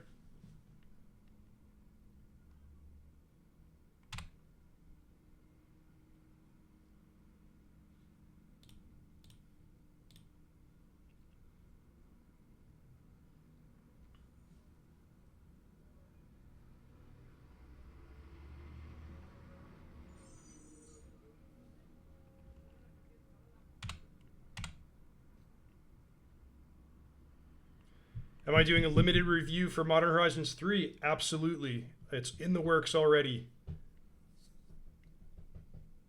Yeah, starting basically tomorrow, you all should make a habit of checking Channel Fireball every day for Modern Horizons 3 content.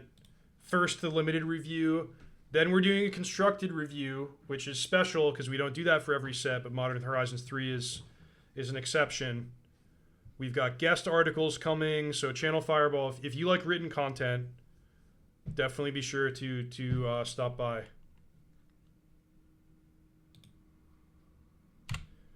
Why is Channel Fireball content free now? Because we wanted it to reach a wider audience.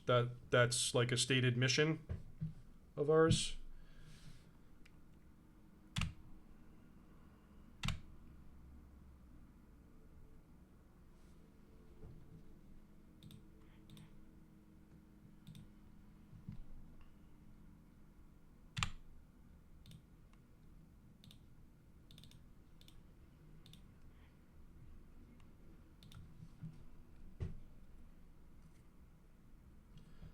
Yeah, we are working hard, no doubt about that.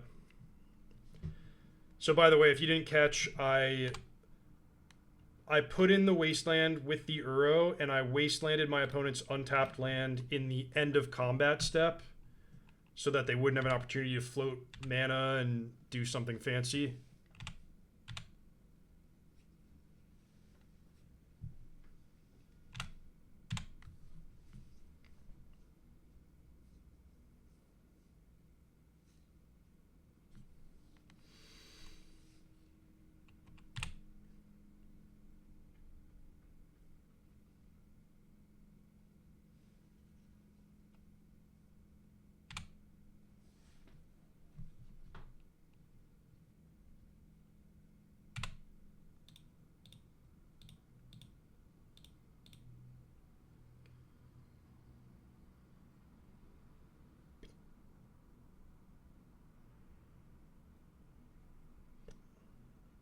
So am I trying to protect the Garrick, or do I not care about protecting Garrick?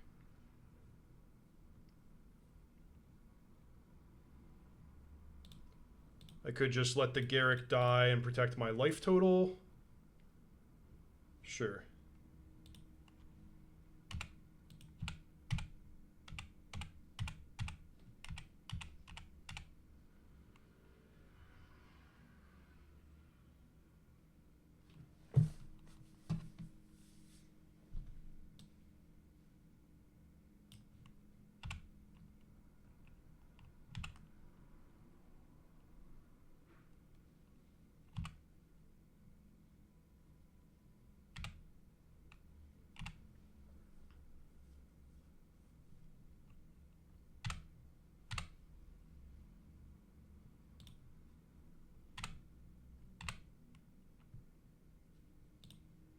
Huh. The Nissa that would have been lethal comes potentially one draw step too late. Does the creature have reach? No.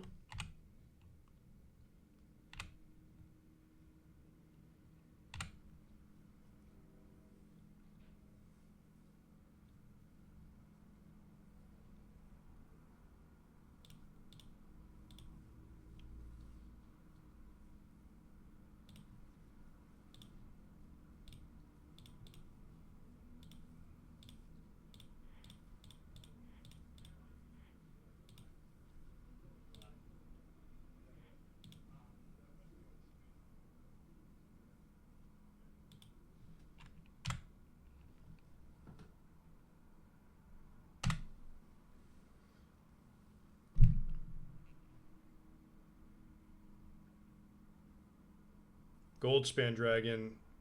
Am I dead? Yes, I'm dead if my opponent attacks me with everything.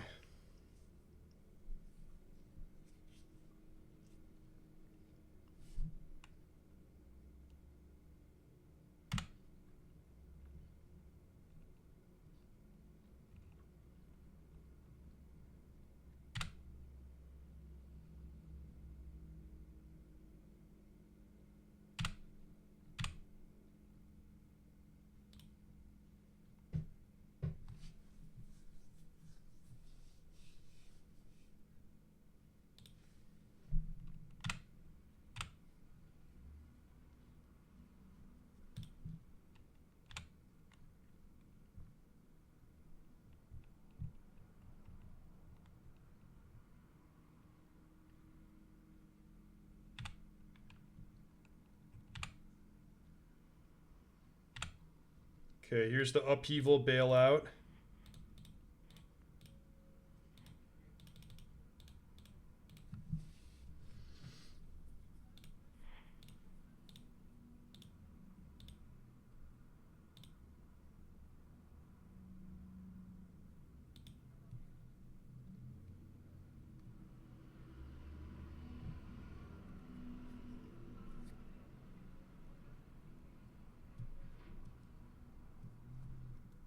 Hooray!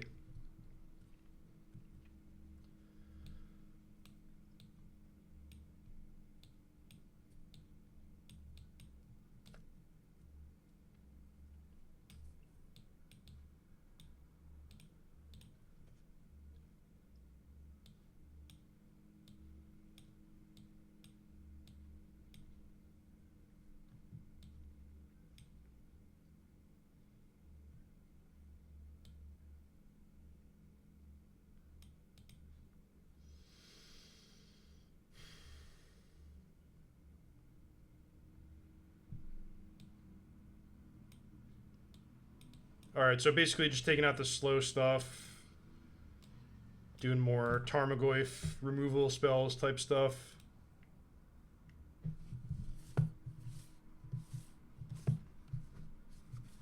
Yeah, my opponent... I could be wrong. I've been wrong about these things before, but it looked to me like there were two opportunities where if my opponent had just gone everything at my life total, I would have died.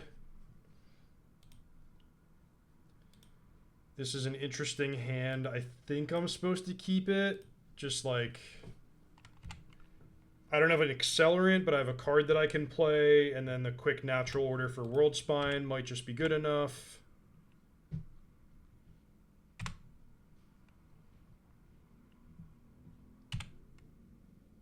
And actually, I do have an accelerant.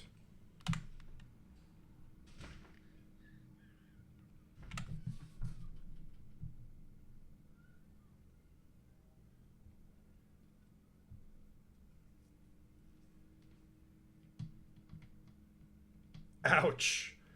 Lava Dart is extremely good against my deck.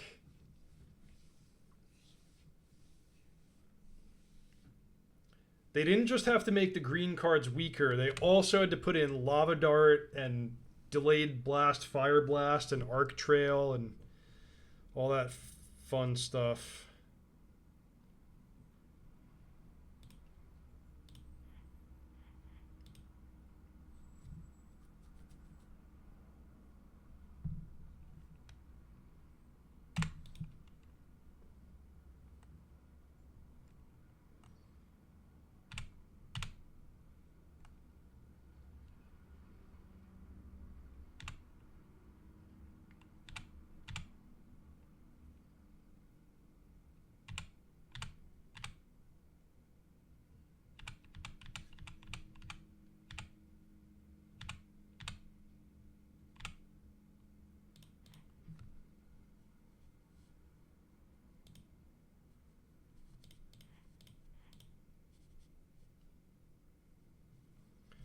Did they make the green cards weaker?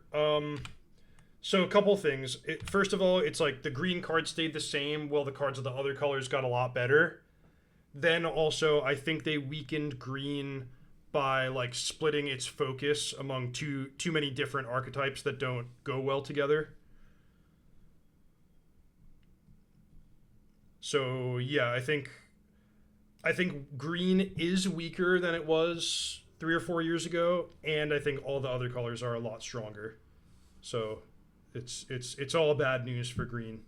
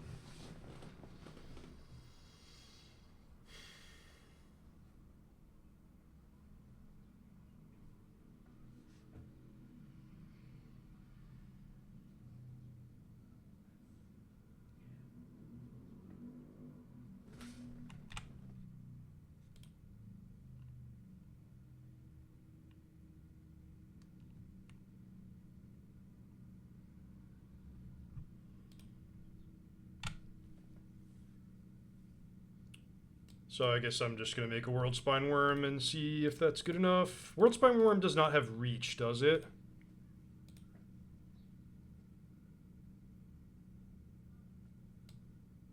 No.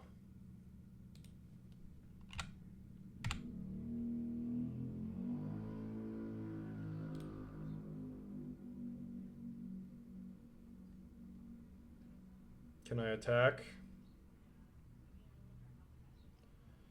I mean, I want to threaten lethal next turn, but no, I guess I can't attack. No, I think I'm an underdog to win this game. Honestly, like, the Slick Shot being unblockable, and they have Lava Dart in their graveyard. If they have any kind of reasonable hand here. Yep, that too.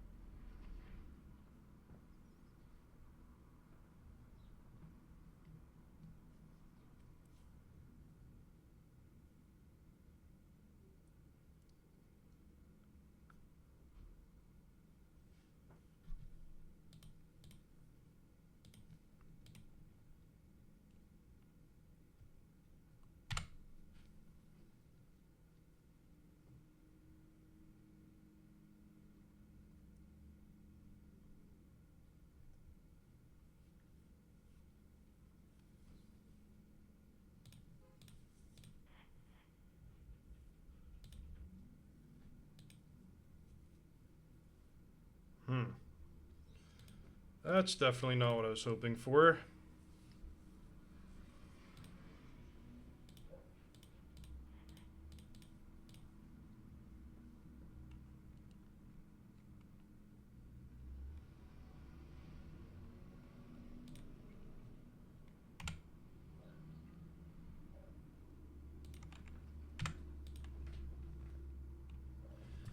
So on the board, we've got 2 plus 4 is 6, plus 2 is 8, plus 3 is 11. So I'm not dead on the board, but I'm dead to any spell.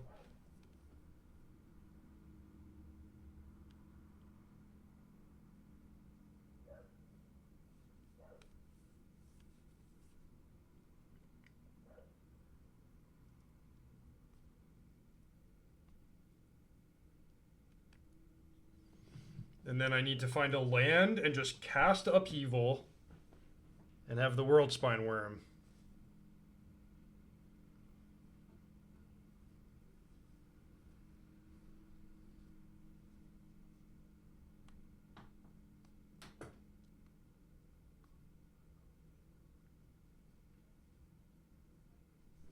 Come on, Forest.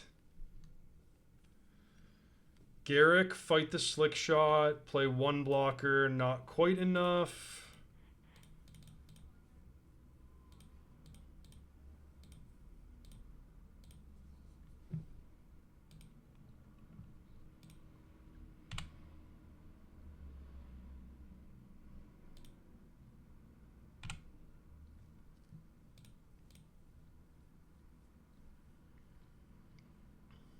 All right, we're back to if my opponent has nothing, I'm alive. Because they put 1 counter on the Slick Shot, can't get any damage on the ground. I go to 1. Then I get to play the Garrick and fight the Slick Shot. I also am going to need the figure to not level up, but yeah, just anything that triggers prowess is good enough. Okay, match 3, game 3.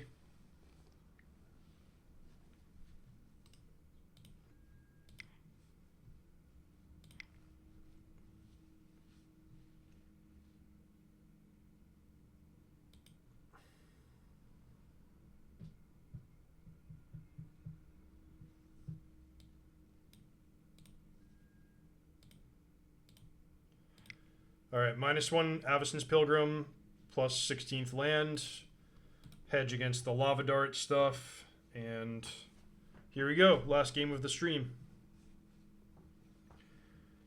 Any more life gain in my deck? Haywire Might or Gitrog can technically gain life. No, Gitrog does not gain life. So yeah, Haywire Might is the only card that says gain life on it that I could put in.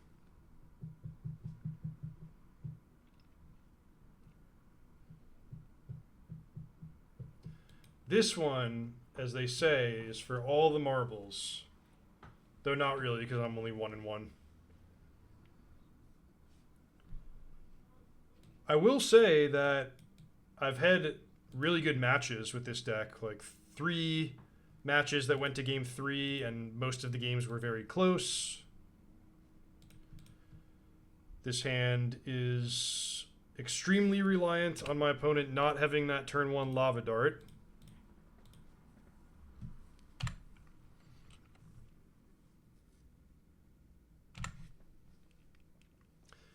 Would Wheel of Fortune be good enough to bring in on the play? So one thing is, like, I don't think Fast Bond is that great in the matchup. So without the Fast Bond, it's hard to justify the wheel in a fast matchup.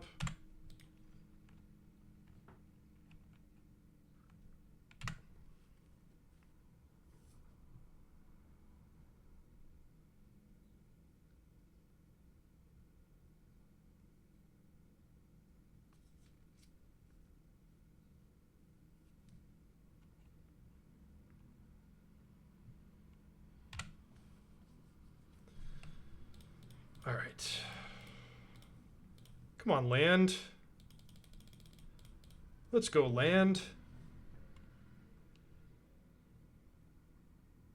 Oh, can't be countered. Cannot be countered.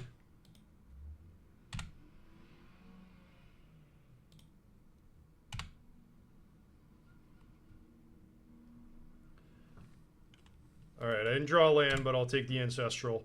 So what a fortuitous turn of events where I didn't have the Delighted Halfling.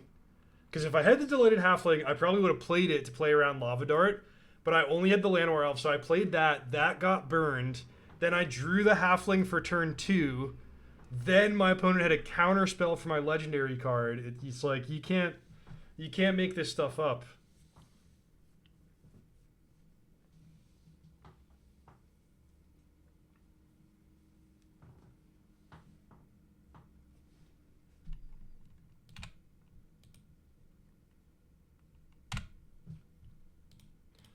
Come on, land.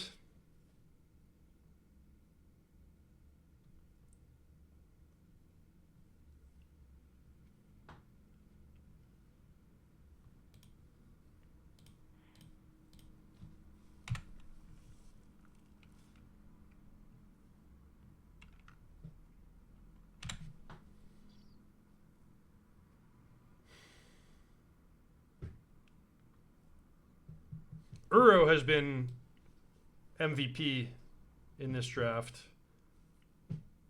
I mean, Ancestral's no slouch too, but but Uro has been hard carrying in a lot of these games.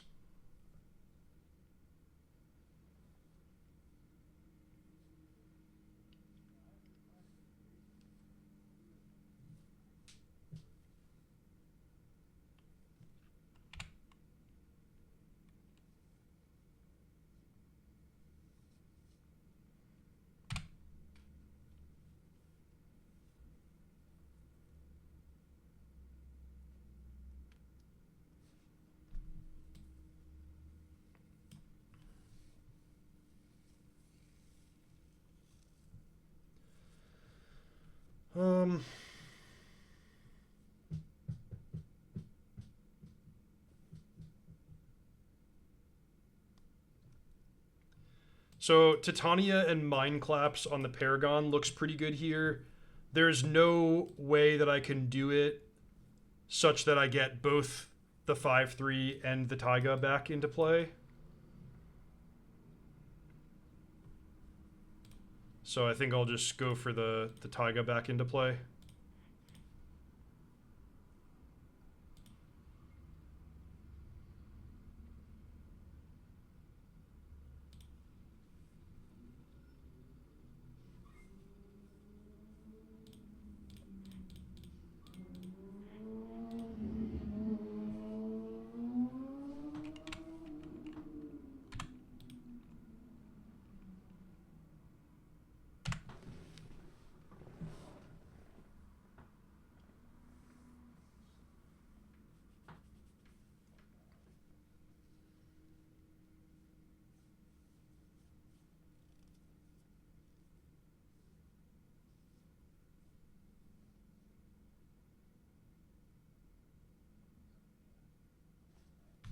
Does this become 8-8? Yeah, I might just lose to that. Oh, I cherish this trade. I love this trade.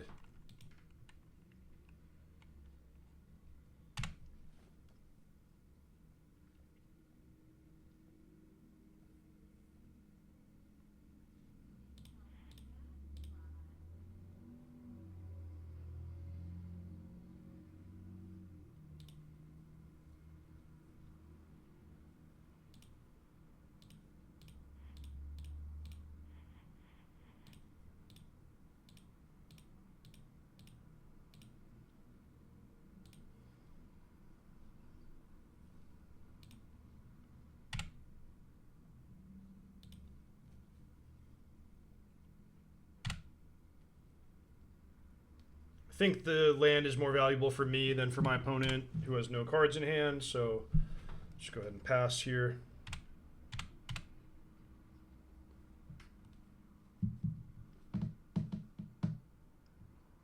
All right, 2-1. We'll take that. I want to thank everybody so much for being here. Remember to follow, bookmark this channel, because there's going to be lots of awesome guest streamers coming in and out on the Ultimate Guard Live channel. They're really pulling out all the stops to get some nice presents here and bring some good entertainment to you folks at home. On the way out, I will raid a great friend of the stream, Jarvis Yu, who just went live. So join me in saying hello to Jarvis. And I'll see you next time, either here or over at my personal channel, Reader Rabbit. So thanks, everybody, and have a great rest of your night.